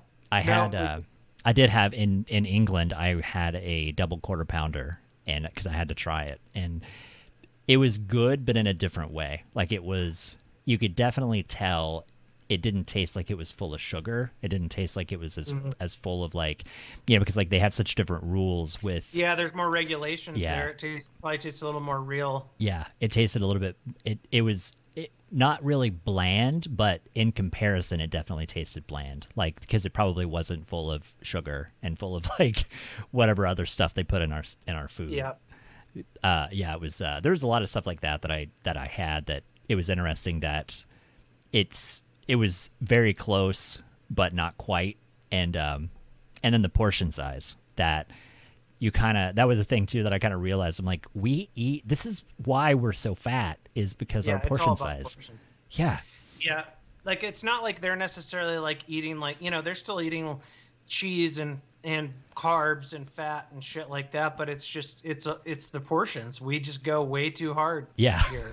yeah, Like, you know, I mean, we definitely have we probably have more junk food, you know, and more like stuff like that, but still, like, you know, if you go to like France or the UK or you know, Netherlands or whatever, like it's not like they're eating super duper, you know, healthy, like Right. low carb vegetables and meat. They're just eating smaller portions of it. Yeah, they're not eating supersized value or supersized meals of everything and like tons of fries and what. Yeah, because it's like everything else, like it was still fried food and it was still, battered, like eating fish and chips. I'm like, this is still a lot of calories. Like it's all this batter and all the fries and everything, but it's everything else, like it's such a small portion of things. Yeah. I think that was the only thing I had that was ridiculous was when I was with John, because he lived out on in a coastal area, and so we had fish. I guess they weren't even from there. I don't even remember, but the fish and chips, it was like, I think I got a medium, and I swear the fish was like this big, like it was. And they had bigger ones. Like the large portions were like the fish was as big as my arm. I mean, it was ridiculous. And we have like Captain D's and Long John Silver's where you get like these little shitty, like little bitty pieces of fish. But it was really good. But yeah, that's, and like I said earlier in the conversation, like that's what I miss. It's like I feel like I'm never gonna get to go out of the country ever again. Because of this fucking virus. I think you will be able to. I mean, it's just crazy times. Yeah. Or even, like or even go to a different state. Like I don't even want to go to a different state because they're gonna be like, you're from a different state. The fuck, you're gonna bring your germs in. I think that's the part that gets me. It's the traveling. Is what it is. Like we're going to Florida in March. And like we're gonna be on the beach and we've got like a Airbnb and stuff, but like there you can't completely stop traveling. You just have to be as safe as possible when you're doing it. Yeah, it's I think that's the part that I've missed the most of the last over 2020 was just not going anywhere and not doing anything. But well, let's talk about I'm like booze. freaking hungry now after talking about all that food. So you've become, or have been, maybe you have been for all this time that I've known you, a bit of a booze connoisseur now. What are you into? What is it that you're drinking now? Are you into? I wouldn't say I'm a booze connoisseur. I'm more of a whiskey connoisseur. I've liked like Scotch for quite some time, and like I kind of go in and out where like I'll drink Scotch a couple times a week, and then I won't drink any whiskey for like a month or two. But I'm also like very much so like when I get into a hobby, like I really get into it. Yeah. Like I get obsessed with it, and so like I enjoy like the hunt of like finding certain bottles that are hard to find more than even the drinking part of it.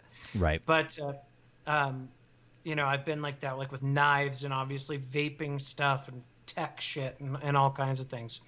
But yeah, like I usually like, I still love Scotch, but lately I've been drinking a lot of bourbon and like rye. This is a E.H. Taylor, Colonel Taylor's rye. So how do you convince your body not to gag every time you sip that? That's my problem. Is anytime I'm like, oh, cool, and you're like, you just well, I mean, it depends on what you're sipping, but like you also like, I mean, I guess I would start out with a lower proof. Scotch is pretty good. Is usually like 80 proof. This is 100 proof that I'm drinking here. Yeah. But your palate kind of gets trained for it. But you also, it's just like little sips. You're just enjoying like the flavors and stuff. So small sips. That's the trick. Is like just is it? Because maybe that's my problem. Is like taking a sip is still like almost taking not a shot, but like a drink. So is it more like you just kind of wet your mouth? Like you just kind of it's like a sip. It's I've been sipping on this since we've been on. Yeah. And it's just like a little bit in there, get it on the tongue and stuff, and sip it back. Okay.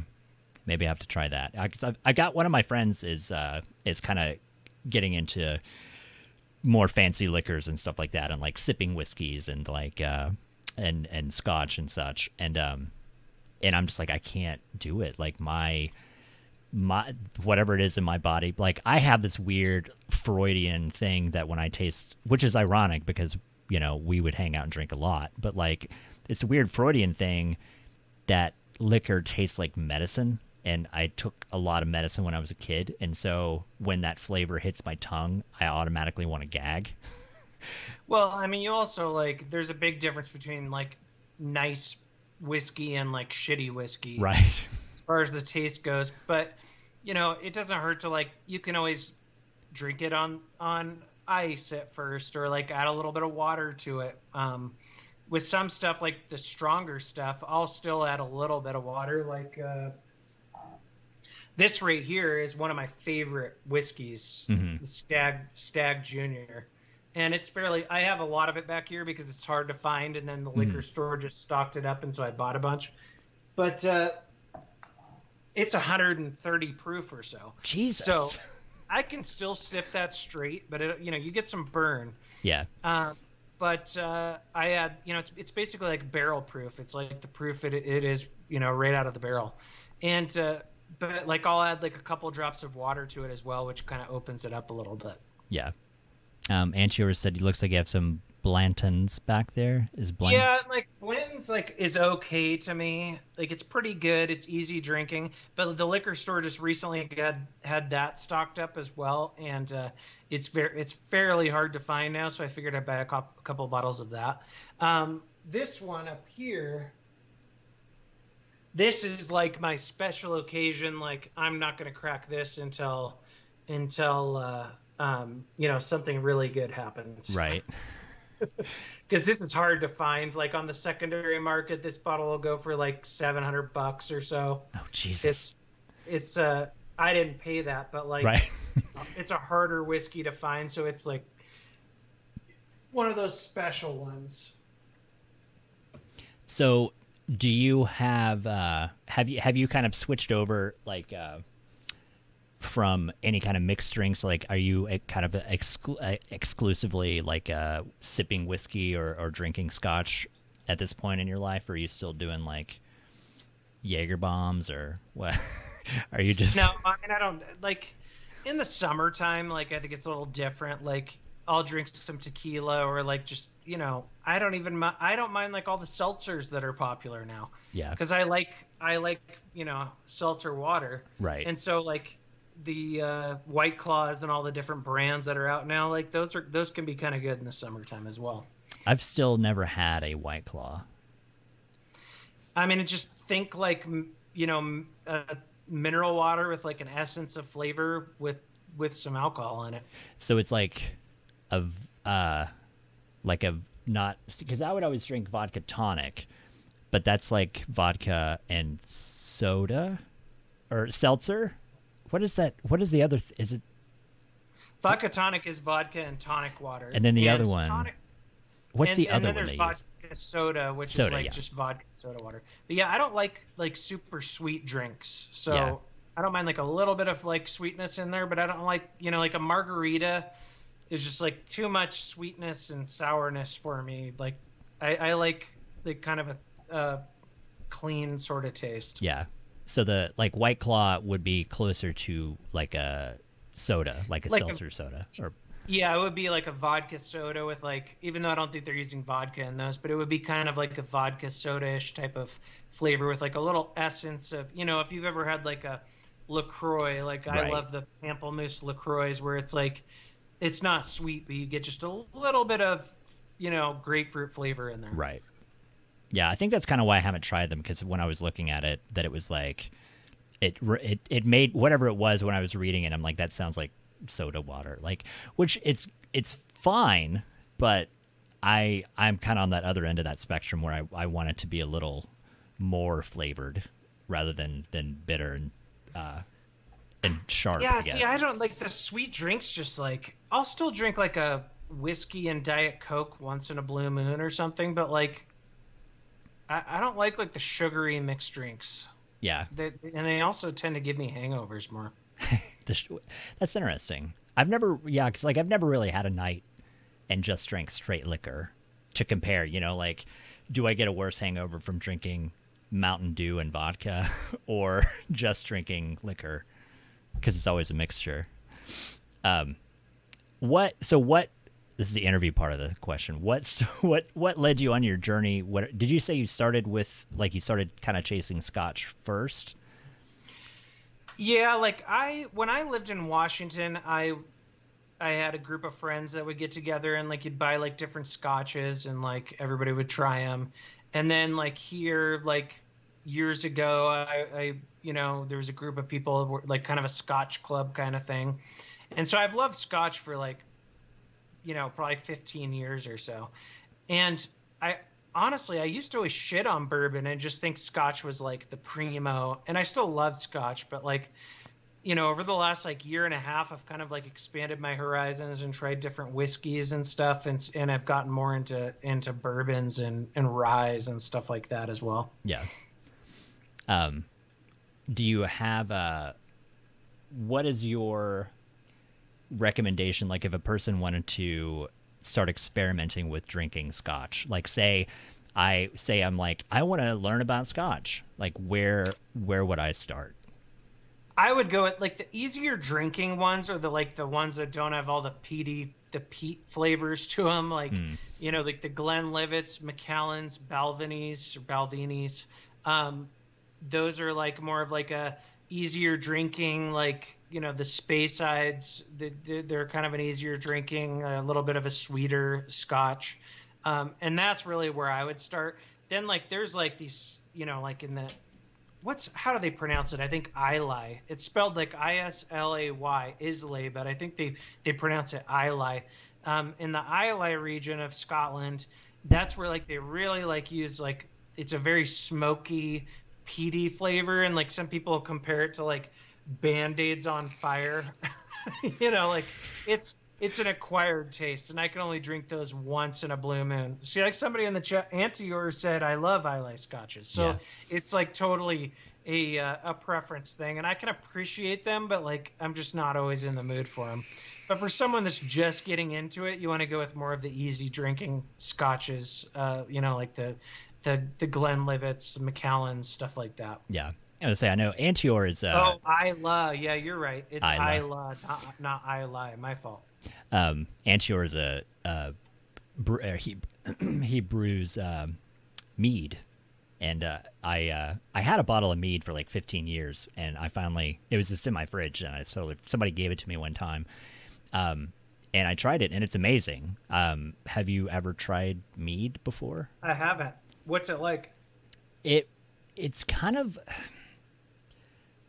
it's sweet, like it's not what I expected. I don't know, Antier, can you explain it again? Like, because I remember it's almost like a wine kind of flavor, but not quite as dry. It was because like I always expected mead to just be something like bitter and like manly, like because that's what kings would drink. Was fucking drink mead. Like it just made me think it was going to be bad, but it was like really sort of really like sweet. Cidery but wine-ish deal. Gotcha. Yeah, and it was definitely well worth it. It was because I know he's brewing his like the one I had was it had like because the one what brand was that, Antior? Chaucer, I think it was a brand called Chaucer, like an easy one to find, and it comes with like a spice packet, which is like a tea bag.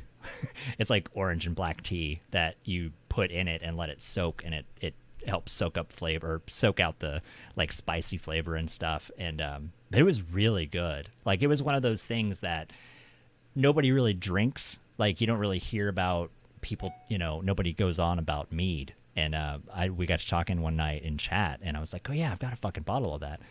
And it was really good. Like it's one of those things like you should pick up someday and just give it a shot, just for fun. Yeah, I'm always down to try something new. I like ciders. I've definitely enjoyed. I like kind of like the drier ciders that aren't super sweet.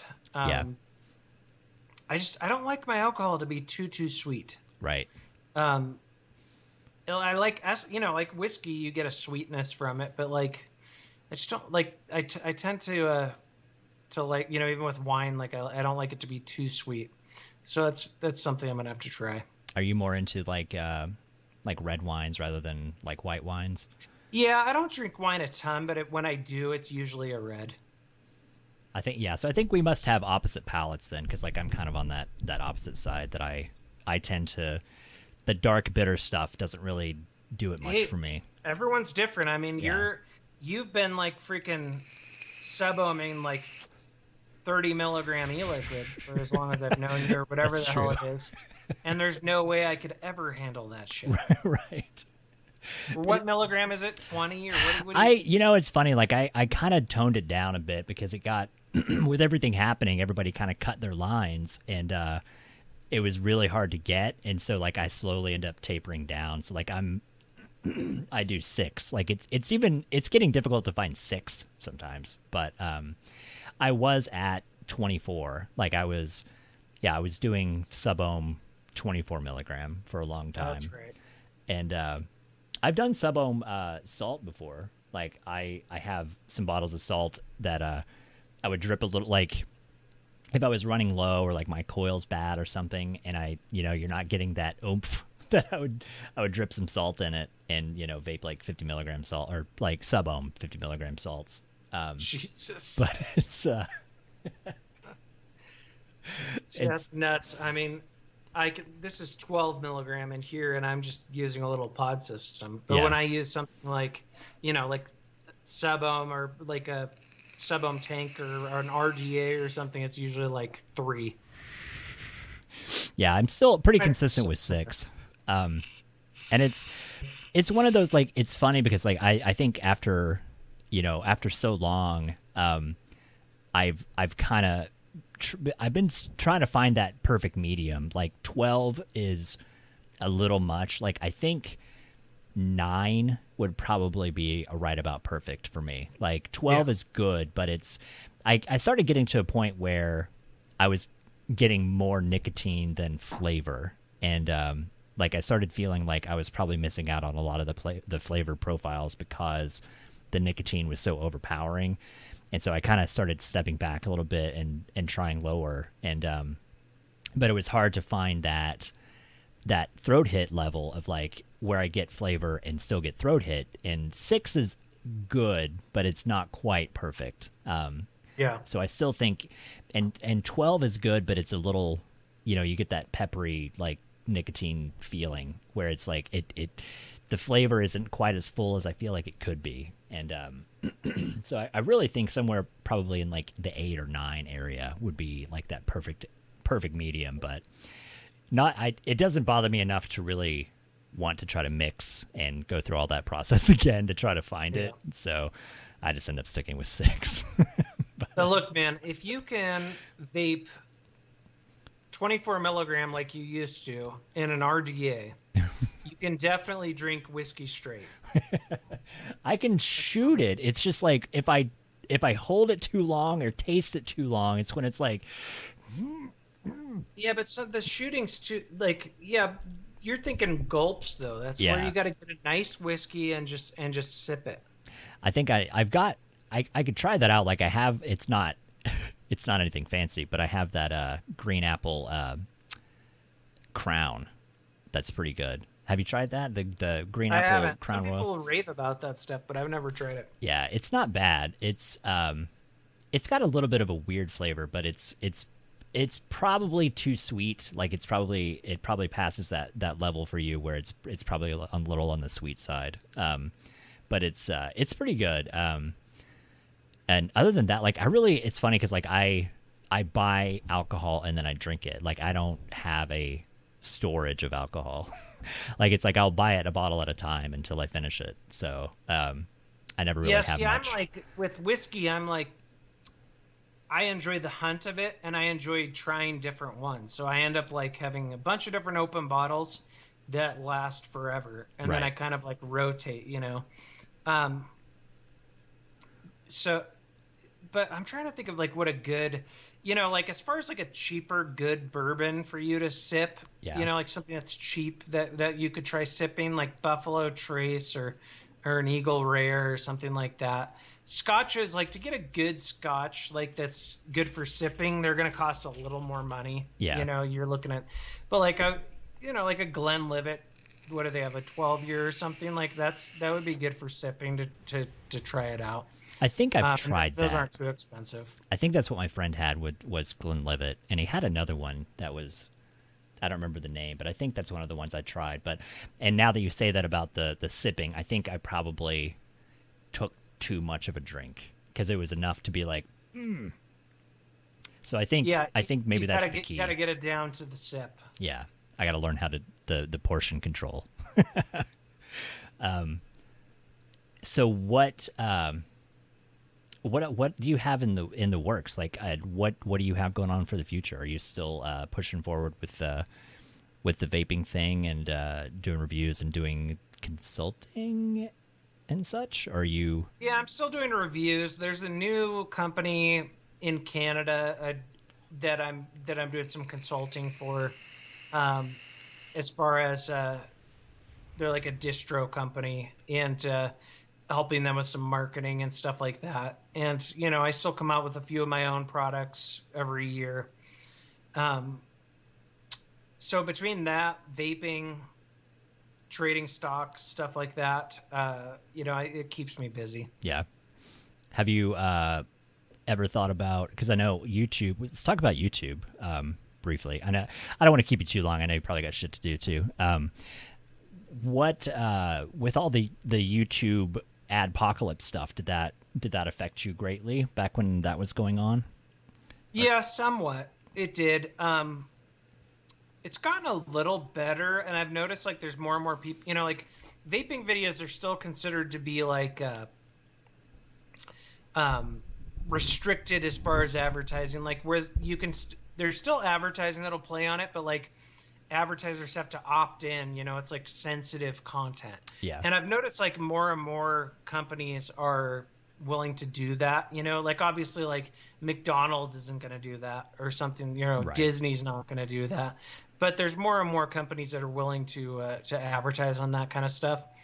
But I mean, it's never a good feeling, like being at just kind of like having them in control of everything. I mean, they could decide to wipe out freaking all vape channels at some Right. point. So you just never know. Yeah. And there's always been, and that's the thing, is for as long as I've been in the vape world, it's like there's just so much uncertainty. It's Right. like we keep going every year, and it's like, okay, we're still fine, but like maybe next year it's not going to be fine, but then next year's like, okay, it's okay, there's some new, and it's like there's always scary new shit that comes up, and we tend to navigate it, but it's not like there's ever like any security there. Right. Yeah.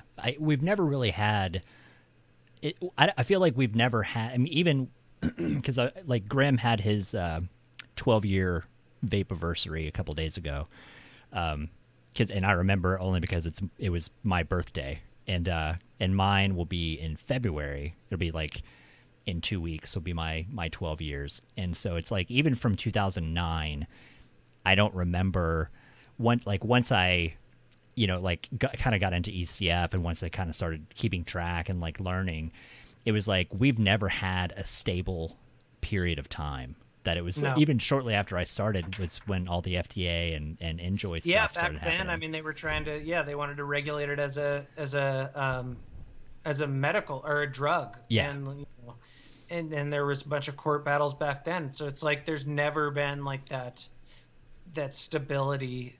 Yeah. Like ever, which might be kind of normal for a regulated product in a regulated market, but like it's definitely a lot better in places like the UK, where like they have kind of their regulations are in place, and there's some fear of some changes here and there, but like it's just there you have more of a stable environment to operate in. Right. I heard, was watching Grimm the other day, and he said something about vaping with Vic, that Vic had a new video come out. I haven't watched it yet, that I guess they're talking about dropping the regs in the UK. I don't think it's like they're dropping all regs, but I think there was I vaguely remember hearing something about it where there might be some changes now that they're not part of the EU. No, it was made like the full Brexit or whatever. Yeah. But I'm uncertain. it was like, yeah, it was like I guess it was like a statement that that I guess the government or the health the NHS or whichever, I don't know which one had said it, but it was something to do with like they felt that not enough people in the country had access to vaping, that their country, like their powers that be, felt more impelled to get people vaping to get them away from tobacco, which is mind-blowing. Yeah, I know. For us here, it's just like wild. Like, could you imagine if they were like that here? Yeah. I mean, there's definitely like some dumb regulations in the UK, like they're like the bottle size limits and stuff like that. So then they're forced to, if they want bigger bottles, they're forced to do the Nick shots and stuff. Right. And obviously the 2 ml capacity with the tanks is silly, but I mean they've been able to navigate it, and it's still the environment. There's a lot friendlier to vaping than it is here for sure. Yeah. Now, do you do because I miss everybody on YouTube. Do you do many live streams, or do you still just do like YouTube videos? On and off. I was doing them more like in 2019. I was doing them just about every week, and then I kind of dropped out of it last year. I'd like to start doing them more and more often this year, but it's kind of like one of those things where like when you get out of the routine, it's like you end up being lazy and not getting back to it. Because I've told other people too, like or mentioned it to other people, so I was curious on your thoughts. Like, have you thought about changing platforms? Like, have you thought about live streaming on Twitch, like doing vaping stuff on Twitch instead of YouTube? I've considered it in the past, and like I think I started a Twitch account a year or two ago, like with suckmymod Twitch account. Yeah. But it's not that I'm against it. It's just, I built up that audience on YouTube. That's where people know to look for me, and it's right. It's one of those things where like I'd rather not have to move unless I'm forced to, basically. Right. And because I mean they're doing well. I mean there's as far as live streaming, like I know there's a lot of people that are even in the gaming side of it, they're doing live streaming on YouTube and doing just fine. That they're still able to make money and make content and stuff like that, and that the viewership is still there. Yeah, it was one of those interesting things that I know, especially as vapors that are you guys that are making vaping content, that you're a little bit more under the crosshair than gamers are for YouTube.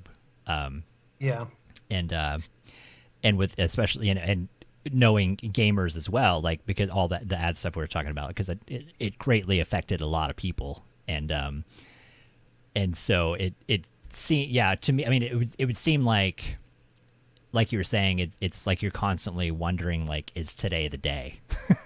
Is today the day I'm going to wake up and my channel's going to be deleted? Oh or yeah, something? and like I watch the YouTube community guidelines like a hawk, because they've changed them over the years and slipped different things in, and like there's been some people that have gotten hit because they haven't followed all the rules. Like, for example, like you're not supposed to put links in YouTube, like as far as like vaping links, like to sites that sell products. And some people kept doing it even though they weren't supposed to, and some of them got in trouble for it. So like I try to follow the rules and always be within the guidelines, and like I'd like to think they're not just going to wipe out vaping channels, but you just never know. Yeah. They tend to, from what I've learned from YouTube, is like they tend to more so like create new rules, but like not outright ban content. You know? They'll create a rule where like, when they created that rule about links, like they went and wiped out a bunch of the weed channels and CBD channels and stuff, and without kind of giving them a heads up. Yeah. And so like they'll do these things to kind of like thin the herd, right, but they won't necessarily like just say, okay, we're banning, just like with gun content, like they don't ban gun content, but they have a bunch of loopholes and things, or not loopholes, a bunch of hoops that you have to jump through and stuff in order to have it there. Yeah. That's more their style, I've noticed. Yeah. Have you ever had trouble like strikes or videos being flagged or anything? I got one strike, I think it was like a year and a half ago, and then I appealed it and I won. So, and that's it. Yeah, well, that's good then. It's there was I don't know if you keep up with PewDiePie. There was the whole thing a couple of months ago that they thought he was what they call it, like phantom banned. Did you see any of that? Yeah, I vaguely remember hearing about that. Like, basically, it's just like the algorithm screwing you. Yeah, that it was like and apparently he was the only one that when you tried to search for his channel, nothing came up. Like it was like his channel was completely gone, and they were like, oh, I don't know what happened, but it's fixed, and like nobody ever really explained what had happened to it. But well, and a lot of times, like if you're not logged in to like some of like the vaping content and some of the other more controversial channels won't show up. Like you're not technically age restricted, but they'll like it's the algorithm's weird. Yeah. And like if you turn on the parental features on YouTube, vaping content will go away, even though it's not age restricted. Yeah. But there's different things that they do, and I have noticed like there's some months where like they offer your videos up more than other months, but then it also has to do with like it might not just be because it's vaping. It's like they base a lot of like the algorithm on like your past performing videos. So let's say you have a video that like just totally kicks off and does awesome, and it does more than like it does more views than your average video does. Then they'll suggest that video to more and more people, and it's kind of like a domino effect sort of thing. Yeah. And then the videos that come after that tend to be suggested more and more to people as well. But then if you don't have another hitter video like that for like a couple of months, it can slump your whole channel down. Yeah. And so like you need to like, not constantly, but like have one of those like occasional like bangers where people are, coming to and watching that video way more than most of your other videos. Yeah. And so the whole way the algorithm works is just super weird. It's there was a couple of people I've done some interviews with a couple of gamers that do YouTube, and they've kind of talked about the algorithms and the way that they understand them, and it is very like it seems like it's very different than it used to be, a little bit more based on like number of subs and like interactions, or what is it, engagement, that like likes or dislikes, but now it's like viewer retaining or like the, what do they call it, like the amount of time people stuff like that. Yeah, keeping like watch people time on site. I mean that's their whole, just like with Facebook or any of these other social media sites, like they want to keep you on the site. So right. If you're if you watch one of my videos and say you watch the whole thing or a good portion of it, and then you click on another video right after mine, like maybe it's not even my video, but you clicked on something else and didn't just turn the app off or the site off, that helps my video because then I kept people on the site basically. Right. But there's some other stuff too, and it's the people, more and more people used to watch YouTube by just looking at like their subscriber list. Right. And now more and more people are just clicking on what comes up on their home screen. And that tends to be like, what are some of the past, if you go on there and you watch like 3 whiskey videos on YouTube, then the next day you're going to jump on your home screen and there's going to be a good portion of those videos offered to you are going to be about whiskey. Right. And so that matters a lot as well. It's like the amount of subscribers I think matters less now. Yeah, that's what it seems that it's it's a very like I never made it into any of the monetization stuff, so I've never bothered worrying about any of that, but it definitely like it seems so complicated. And like well, maybe not complicated, but like it seems like it's so much to keep up with, and then they can change it, I guess, whenever they want. that one day you're going to wake up and it's not, it's not engagement or it's not this or it's not view counts or whatever. Mean, the end goal of the algorithm on YouTube or Facebook or any other place that uses an algorithm, obviously, is to keep you on that site. Yeah. And that algorithm is constantly getting smarter and smarter, and some of the algorithms will change on their own. That's what's so crazy about it. Yeah. So like, they're programmed to do whatever it takes to keep you on that site, and that's why people complain so much about like Facebook and stuff, where it's like, it kind of creates like these toxic bubbles of people and stuff, and like, and a post that has more outrage or something might do better, because that's what creates that engagement and keeps people on the site. Yeah. And it's not necessarily like, let's say there's somebody on Facebook that you're always debating politics with. Yeah. And you're constantly commenting on their posts, and they're commenting on yours, then Facebook's always going to be offering up their posts to you on the feed. And, maybe just because you wished me happy birthday 2 months ago or whatever, they're not going to be putting my posts on your feed, because they know that Joe Schmo over here, keeps you on the site. And so like, that's how the algorithm's constantly learning. They're offering you up the content that's going to keep you there, and it's going to make you see more ads. Yeah, it's definitely like I had to go back because I was thinking about one of my friends, like that, because I have a few people like favorited or added to like your close friends list or whatever, that I can keep up with, and I was like, I'm not seeing their posts, and it is exactly like what you said. It's like it feeds you what you're engaging in, and which is weird. Like, I mean, it's one of those things, like, it's kind of cool, I guess the technology that's doing all this and figuring out, like, it's cool and scary that it's figuring out this is what you tend to like, rather than like, this is what I want to see. Like, I just want to see what my friends are talking about. I want to see pictures of babies and dogs and shit. But all I see is like, they know how to keep you, like, whatever is going to keep you engaged, even though it might not be something that you necessarily wanted. Yeah. You might not have wanted to talk politics that morning or whatever, but like, they know like, oh, hey, when this guy starts talking politics, like, he stays on the site more. Yeah. And so then they're going to feed you that shit and those triggers that'll get you. I mean, even the advertising is nuts on Facebook. I mean, obviously, like, they can, if you don't have it turned off, I mean, they can hear you. You could be there's been times when Vanessa and I have talked about like, oh, my neck hurts, and then all of a sudden, neck devices will come up on Facebook, even though I didn't search it in Google. I haven't looked it up for freaking months and months and months. Like, there's clearly like some listening going on there. Yeah. Not like it's a person, but there's like, there's keywords that are being tapped into.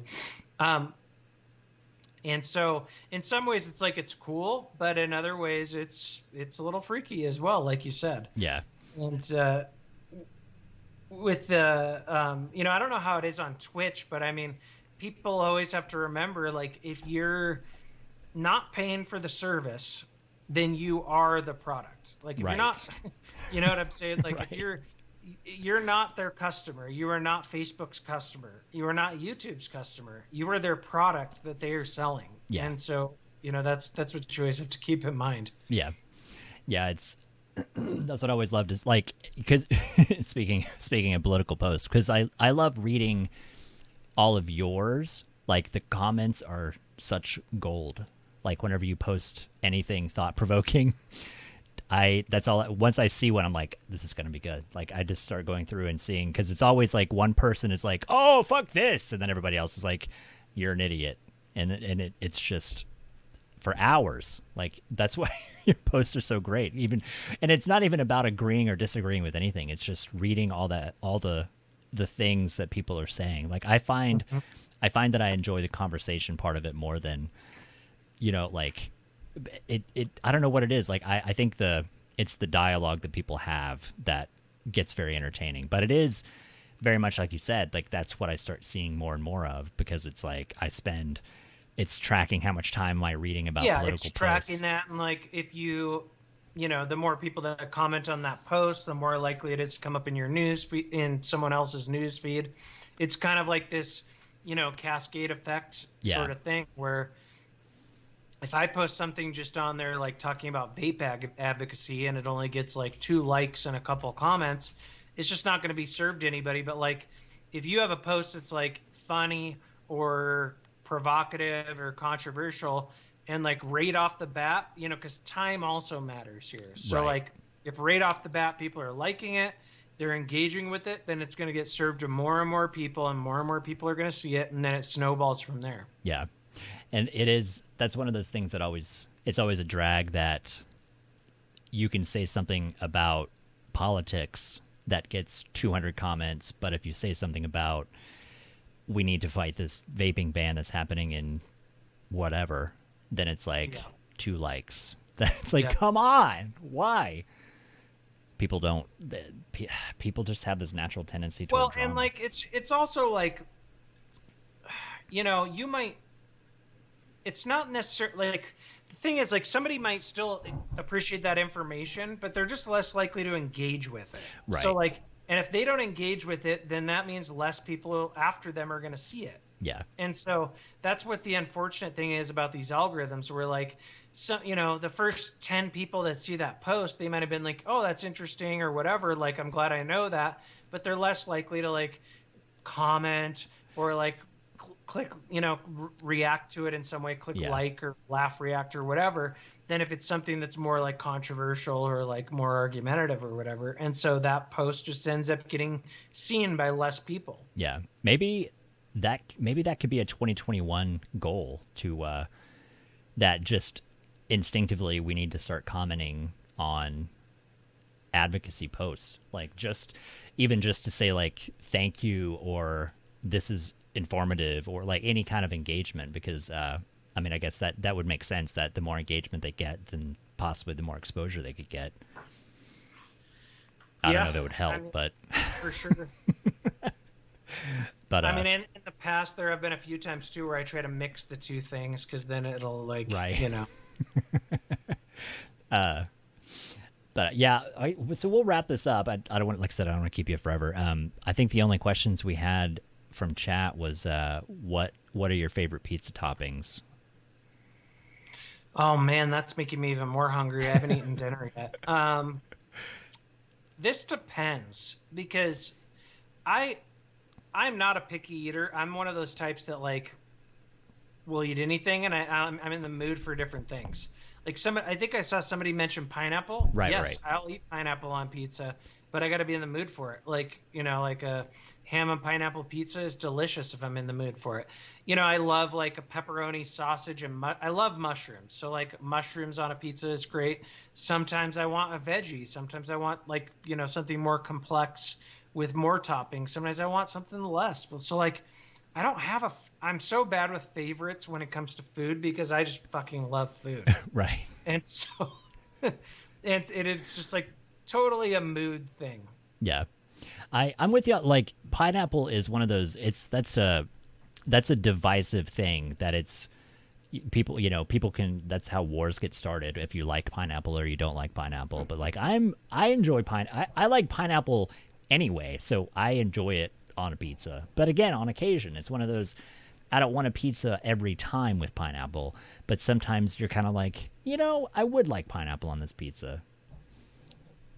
Yeah. And like, I love, different, like right now, like somebody said, if you could be stuck on an island with one food and one drink, what would that be?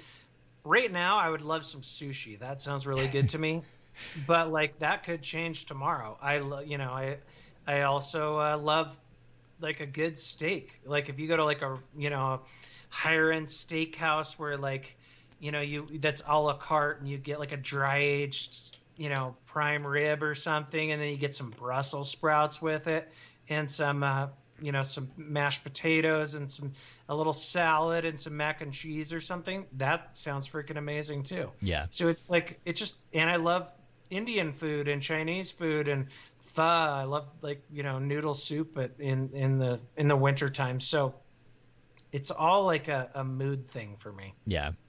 What are some of your most like foods you eat the most? I honestly, I think I probably I eat frozen pizza a lot. I think the food I probably eat most, which is weird because it's not really like a favorite, but it's like I try to find easy things because I since I work from home now, like, and I would do this at work. I buy those the individual cups of macaroni and cheese, Yeah. and like the kid cups and the rice-a-roni. So like that's what it's mac and cheese or rice-a-roni and pretzels. Like that's my daily lunch go-to, and which is weird because I eat that more than anything, but it's not a thing that I would classify as being like a favorite. Well, I mean, it's just easy. Like when Yeah. I was a bachelor, like I was always for the easy foods, like frozen pizza and hot pockets. I still Yeah. love hot pockets. And just anything simple. Yeah.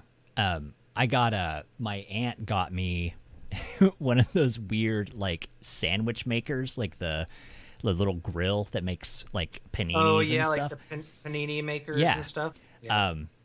And you can make grilled cheese in them, and it's amazing. Like I've eaten more grilled cheese in like the last month than I have like in my entire life, because it's like you get bread, you put cheese on it, you put it in this machine for 3 minutes, and it makes a grilled cheese.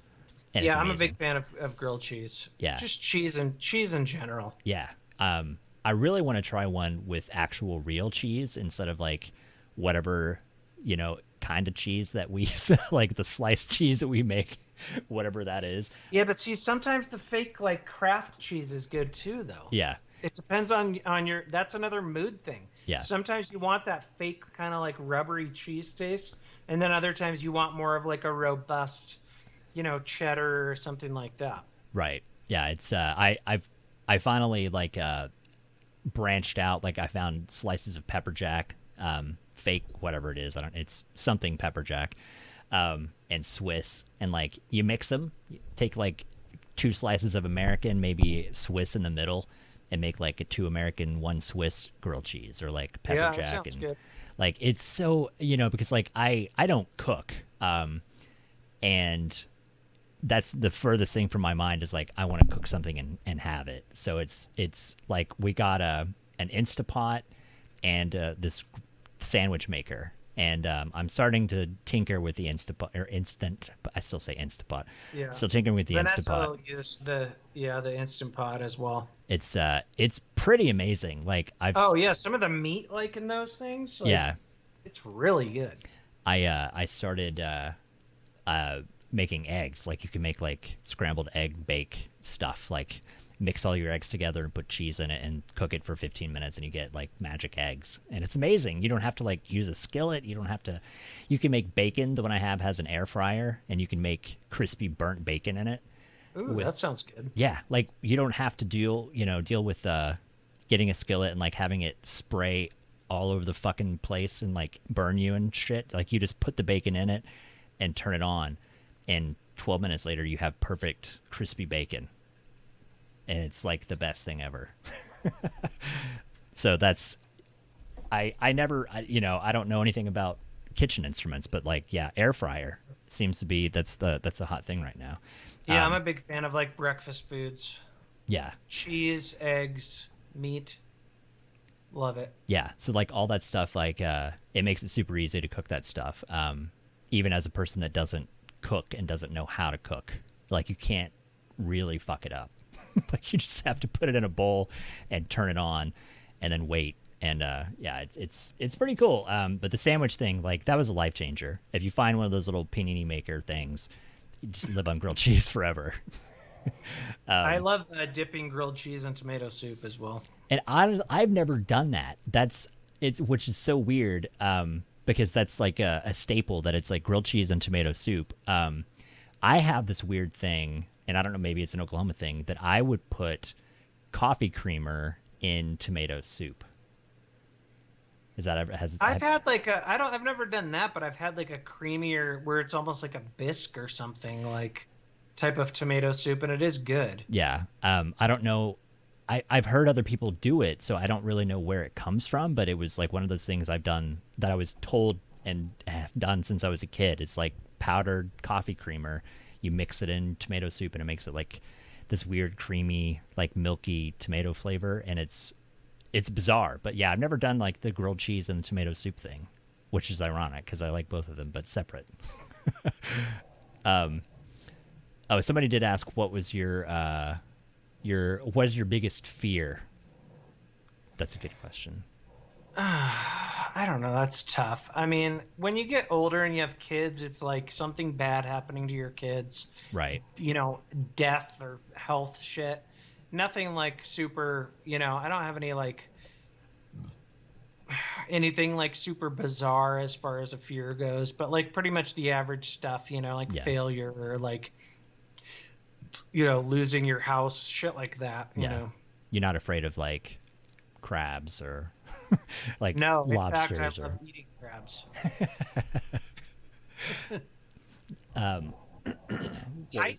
Heights are hit and miss because like I worked construction for a long time, and I've had like a few fairly close calls where like I've slid on a roof and stuff, so I'm not a super big fan of heights, but it's not like one of those like huge debilitating phobias for me. Yeah, I'm more, if I'm enclosed, then I'm okay. But I'm not good with if it's like a railing, like standing on top of, and it's like there's just like a banister between you and certain death. Then like that's where I'm like, yeah, I can't do it. But like airplanes are fine. Sky rides, if it's like the bubble, but not like the ones where your feet are hanging out. Yeah, you got to feel like it's controlled somewhat. Yeah, like it's like there's some kind of safety keeping me from just like tipping over. Yeah, and Antior, his weird one is that he's scared of fog. I always find that interesting. Interesting. And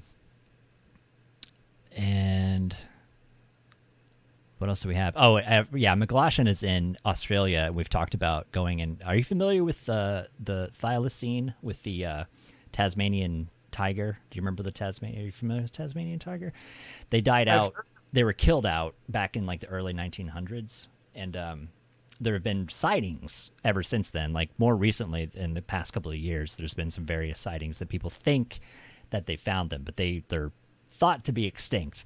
But we've talked about this. Like if I win the lottery, I'm going to fly to Australia and we're going to go to Tasmania and go hunt for the Tasmanian tiger. Find that tiger. Interesting. Yeah. It's kind of like our Bigfoot. Yeah. Or well, yeah, because they it's one of those. It was a really interesting animal too, because it's very canine, but it's a marsupial, so it has a pouch like kangaroos and possums, and which also we figured out the American opossum. We figured out that we think that it was supposed to be in Australia because the possum that lives in Australia is cute and cuddly, and our marsupial is shitty and weird. Yeah. And everything in Australia looks terrifying and dangerous, except like the possum, though it looks amazing. So it's really weird. Swapped at one point. Yeah, like we think that they're in the wrong place.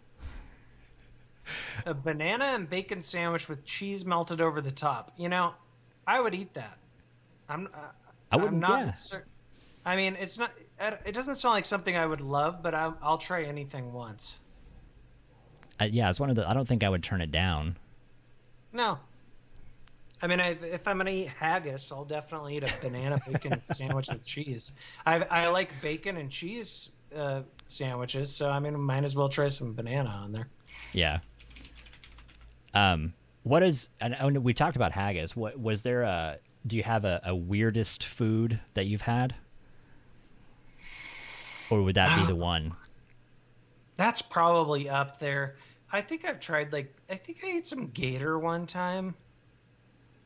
Have you ever had, again, this is a Meglashan thing in Australia, have you ever had kangaroo? Because apparently kangaroo is delicious. No. I want to try. We were talking about it one night, and he said kangaroo is pretty amazing. So that's my... Is that like a readily available meat there, or is it like something you have to hunt on your own and you have to get like a hunting tag for it to be able to kill it? Or like how does that work? I wonder. I think you can just kill them as much as you want. Like, I think you. Really? I don't know. McLaughlin's gonna have to answer that. If I remember right, Yeah, I think you can. I do vaguely remember, like, don't they, like, in Australia, like, I think I saw a video on this where, like, they'll have, like, helicopters that'll, like, drive around and kill kangaroos to, like, thin the population or something. Maybe, yeah, they said it's very readily available. They're basically giant rodents. Yeah. Yeah, it was weird. Like, and I think I remember it from Crocodile Dundee, that they're like, it's not illegal. Like, the guys were out poaching or hunting kangaroos, and he's like, it's not illegal. Because I think, McLaughlin, you're gonna have to answer that. I think they can just kind of kill them if they want to.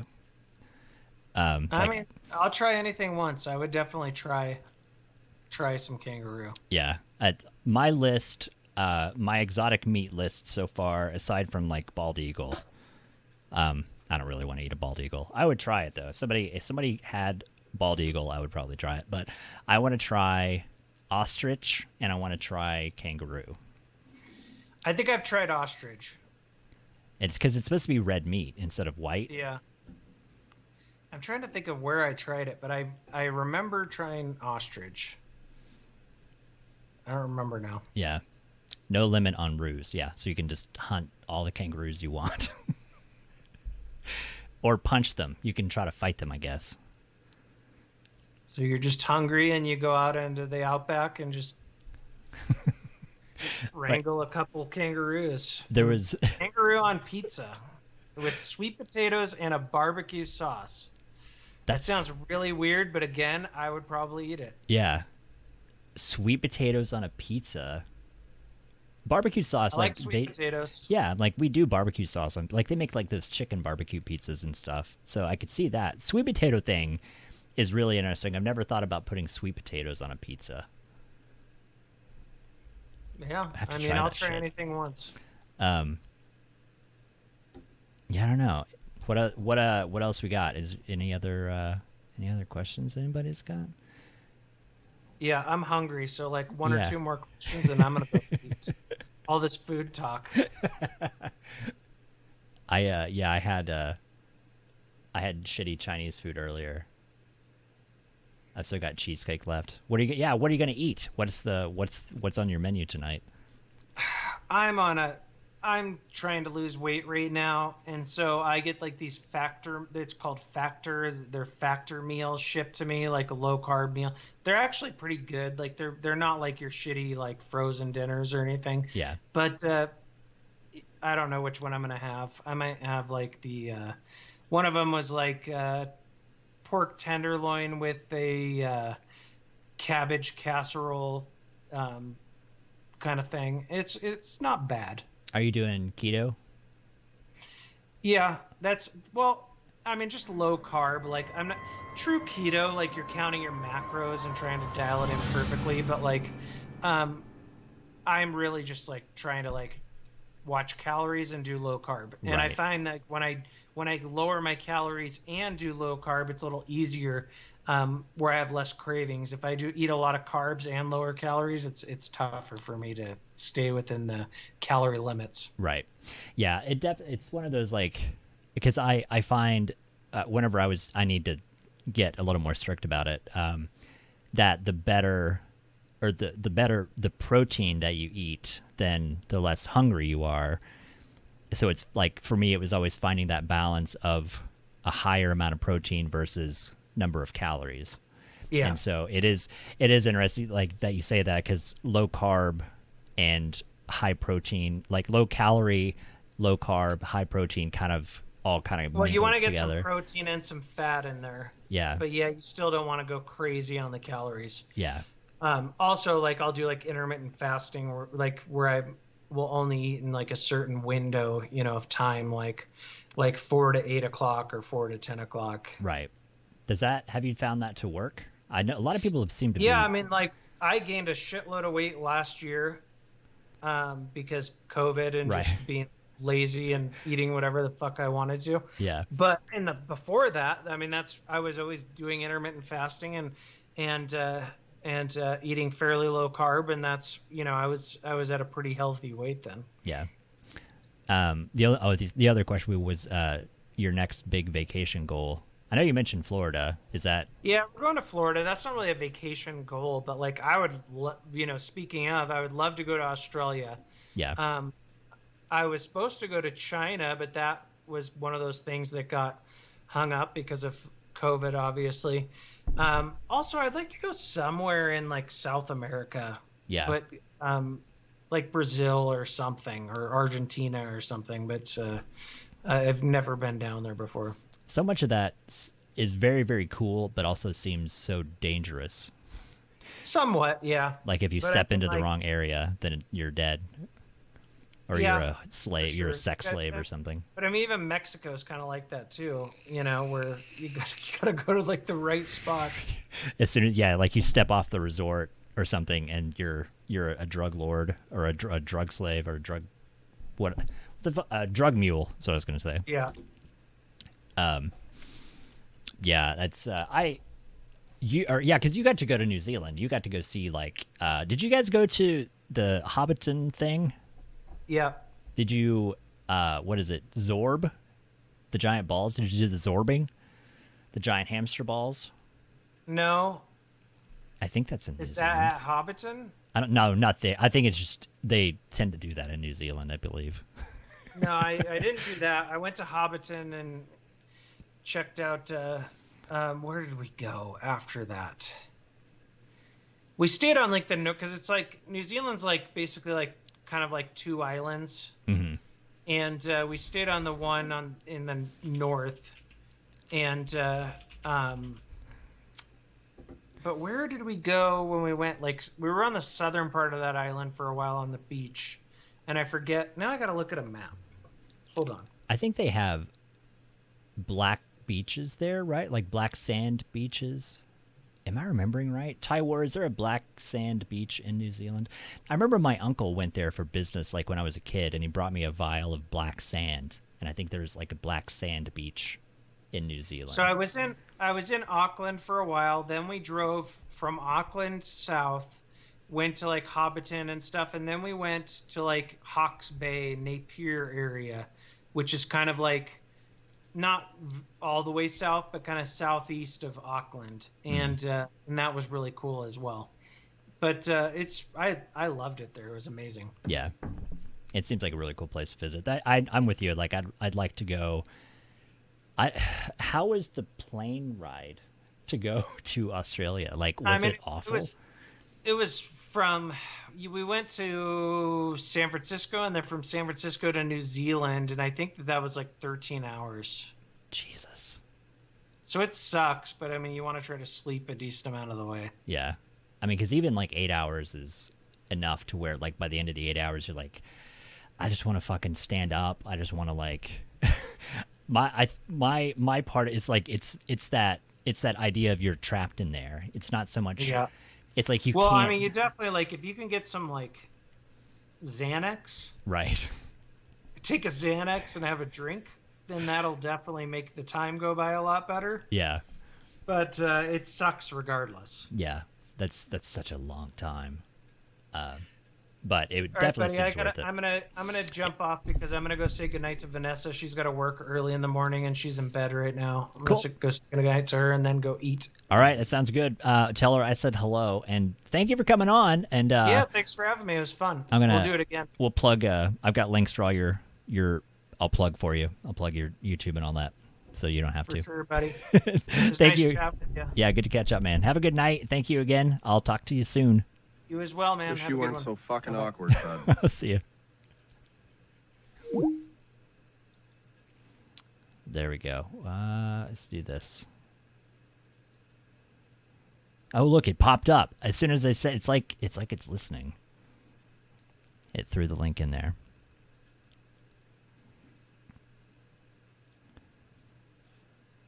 So yeah, that's Matt from suckmymod. Does vaping videos and is really good with liquor and knows booze. And you got the links there. This is his YouTube channel and his Twitter.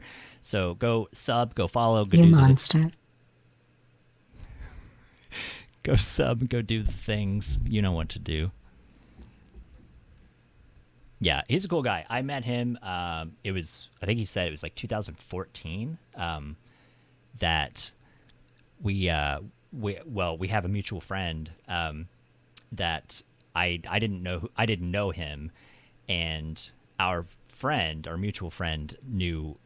He used to do. He has a lot of earlier videos with him and his girlfriend. I think his girlfriend's like super busy now with work, and so doesn't do as many videos anymore. But or doesn't make as many appearances. But my friend knew them, and so like that's kind of how we met, was at a vaping convention. And yeah, he's a very cool guy.